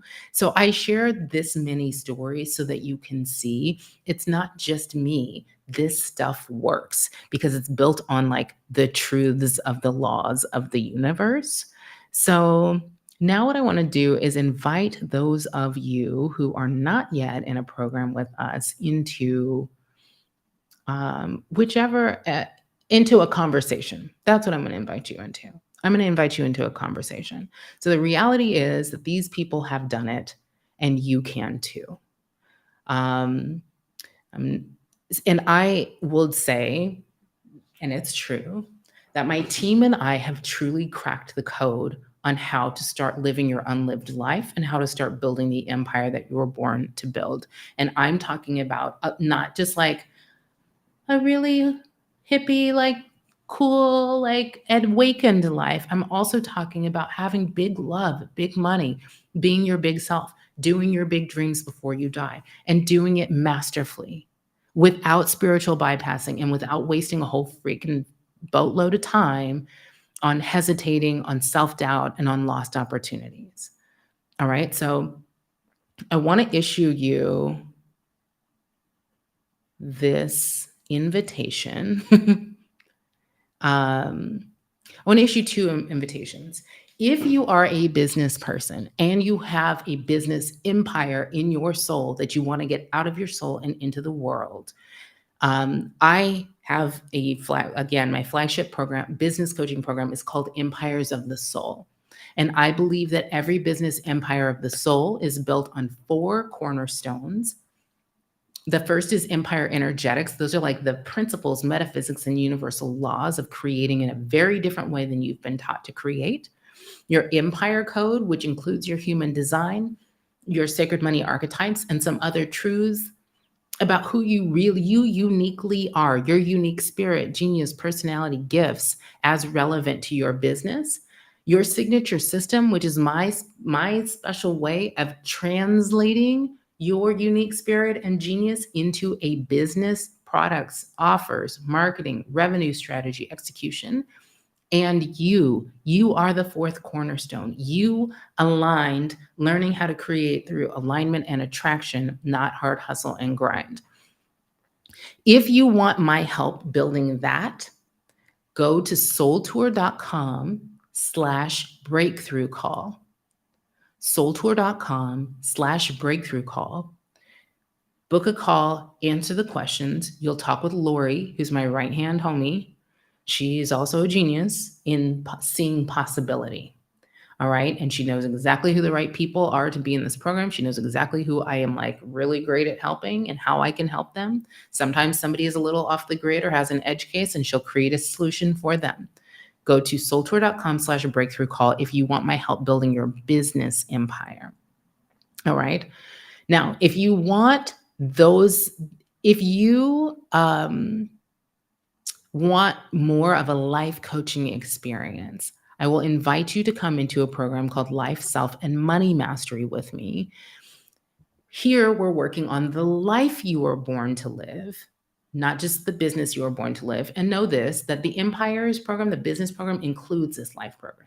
But if you just need the life part of it, because maybe you don't have a business and don't want a business, know that the life you were born to live is built on these 4 cornerstones: aligned wealth, radical health, wisdom, which includes love and authenticity, and creative power. Creative power includes self-expression of all sorts, including turning your thoughts into things. All right. Now, this is why one size fits all. If you've been in a coaching program where the coach was like, do what I do and you'll get what I get, do exactly what I do and you'll get what I get, those programs tend not to work for self-liberators, which you are if you're still on this call. And most of you are, so respect. You are designed uniquely. You have a unique spirit, a unique genius, a unique personality, unique gifts. All right. You have to learn those codes and crack those codes in order to step into your unique destiny. So I can teach you principles, but I will also teach you your unique design, your unique archetypes. So anytime you're like, what is my problem? Why can I not create the life that I want? We think that we have all these individual problems. Procrastination, perfectionism, I'm unclear, I need more accountability. All of these things, really the only problems you have that are problems you have, really the only reasons you haven't yet been able to create the life, to start living the life you were born to live, are that what you're living is not in alignment with your true self. How you're trying to create the life you were born to live is in alignment with your true self, or you keep hitting your upper limits, which is like your inner thermostat limits for how good you're willing to let your life get before you start sabotaging yourself. And then you're spiraling down into shame and self sabotage. And it takes a really long time to get out of that low vibration unless you have somebody who can come get you. All right. So I want you to catch the principle that the only problem we ever really have is an alignment problem. And an alignment problem needs an alignment solution. So that's why I created Life, Self, and Money Mastery. It is a sacred space and a totally integrated personal money and career. I'm going to try to bring you this. Oh, can you guys not see it? I got slides here and I'm just teaching them. Mhm.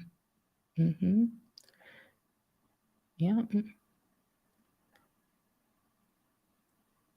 Yes. Hang on. Okay, I'm gonna try to do something fancy, guys. Let's see if this works.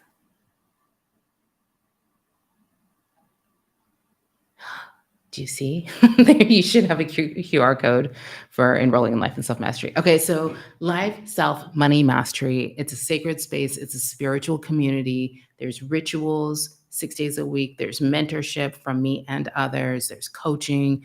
And basically, what I do in Life, Self, and Money Mastery is I share with you the spiritual and practical rituals and tools and practices that I've developed over literally 48 years. What I'm sharing with you in this program are the same proven money mastery, life mastery, and self mastery strategies that I've used with all of the people that you saw me tell the stories of since 2017. To enroll in Life, Self, and Money Mastery, you just go to soultour.com/LSM dash enroll. Let's see. I'll try to put it here. Oh, great.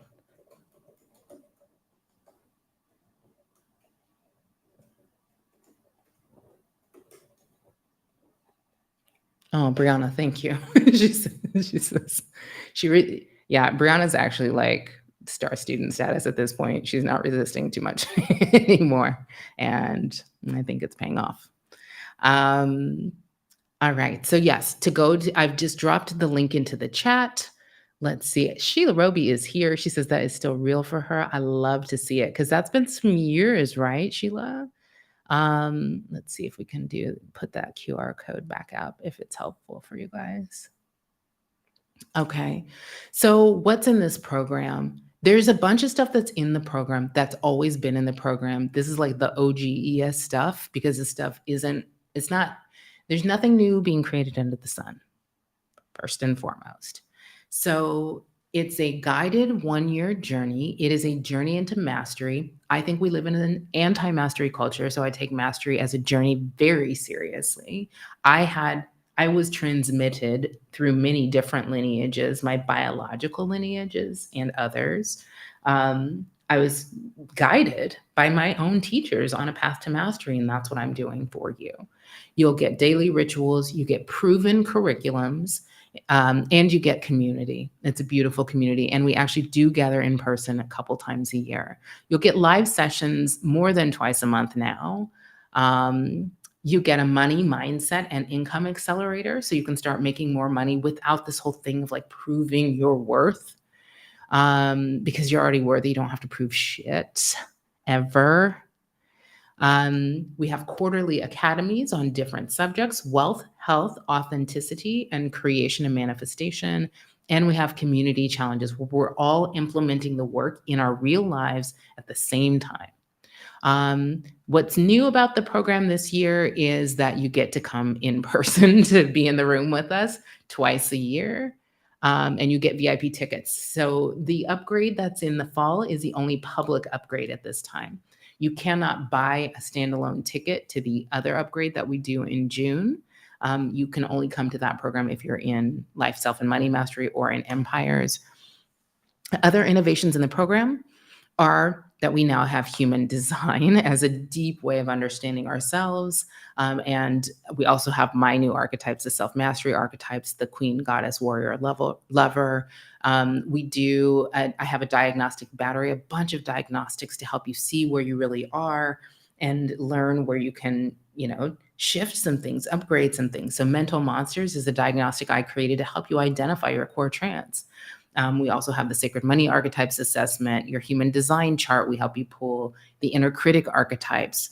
So lots of self-knowledge that's not really available anywhere else. We have exclusive monthly journal drops like the self-valuing journal that I was just mentioning. I just finished. And you can, after some time in the program, get your own one-on-one coach. Not from the beginning, but we do invite you to have a one-on-one coach a little bit later on. We are now enrolling in this program.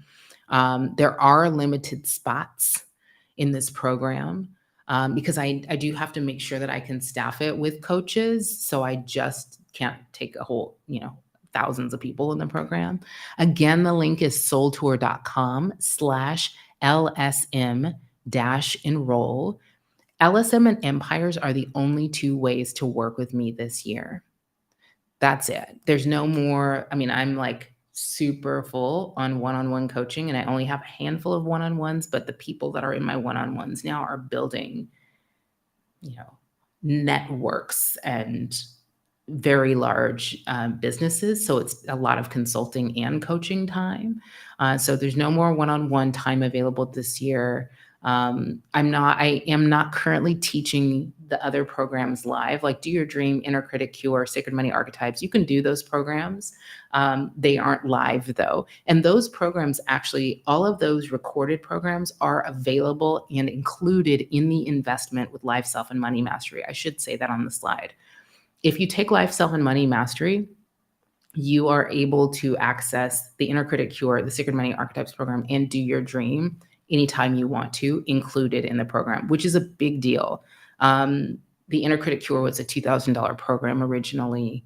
We're charging $2,000 essentially for the year of Life and Self-Mastery. So, you're getting an incredible value.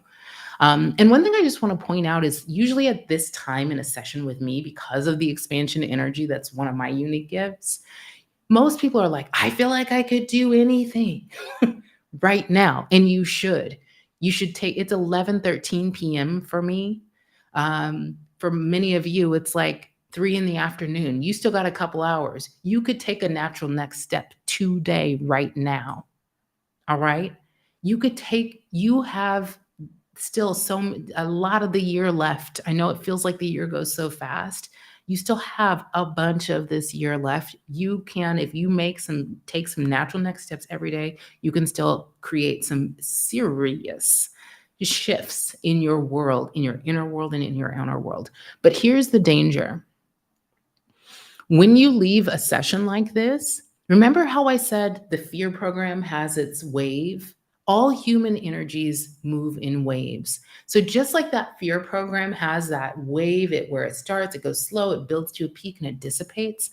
That same thing can happen with this energy you're feeling right now of like, I can do anything. I can breathe fire. I can do I can go whatever. I can shift. I can heal my heart.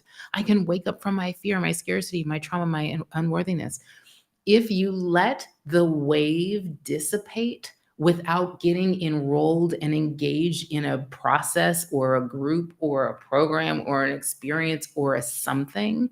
And like I said, I have set out to create the most powerful transformation program on the planet ever. I'm not exaggerating. I'm not exaggerating. Y'all know I don't play. This is about my like life and legacy and my sacred contracts. I do not even play. There are beautiful programs out there that are online programs only, and they can help somewhat. There are beautiful programs out there where you can go to a workshop and get hyped up and you feel all this energy for change. And then that's it. There ain't nothing else. Like my full intention is to create a program that I've consulted with. You guys know I was the CMO at my fitness pal. I've consulted with Mind Valley. I've consulted with every transformation, all the big ones in the game hired me. And do you know what they said to me? We don't want to build that. We don't want to build what you're building. Nobody wants to create daily rituals 6 days a week. They're like, it's too much work. And I'm like, right.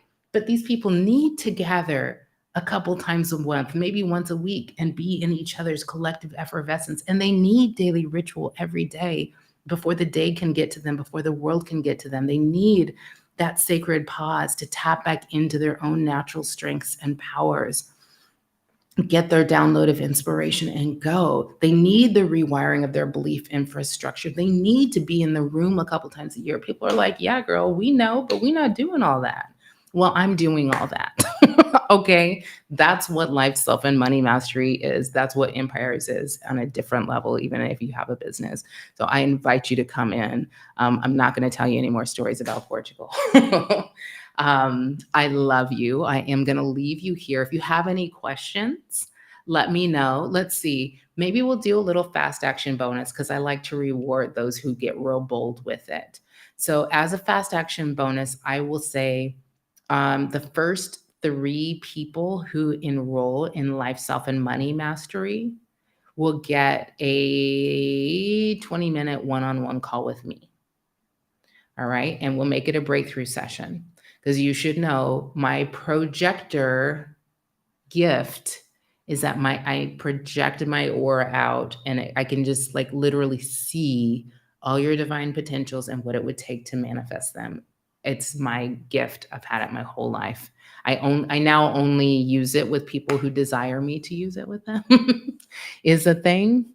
So if you would like to be one of those who gets the benefit of that, be one of the first people to enroll in Life, Self, and Money Mastery. All right. I love you guys. I'm going to go to bed now. It's really late here. But I get this is what it's like when you're in your zone of genius, when you're answering your sacred contracts. You have all of this assistance, all of this energy flows to you. You get more energized as you go. I'm in here like sweating and being like, let's do it. Let's do it. Let's do it. All right, guys, I love you. I will see you soon. And again, if you're in Empires or Life, Self, and Money Mastery, you got a bunch of emails and invitations coming your way next week. All right, take care of yourselves. I'll see you next time. Elizabeth, same to you. Thank you for being here, dear. All right, talk to you guys soon.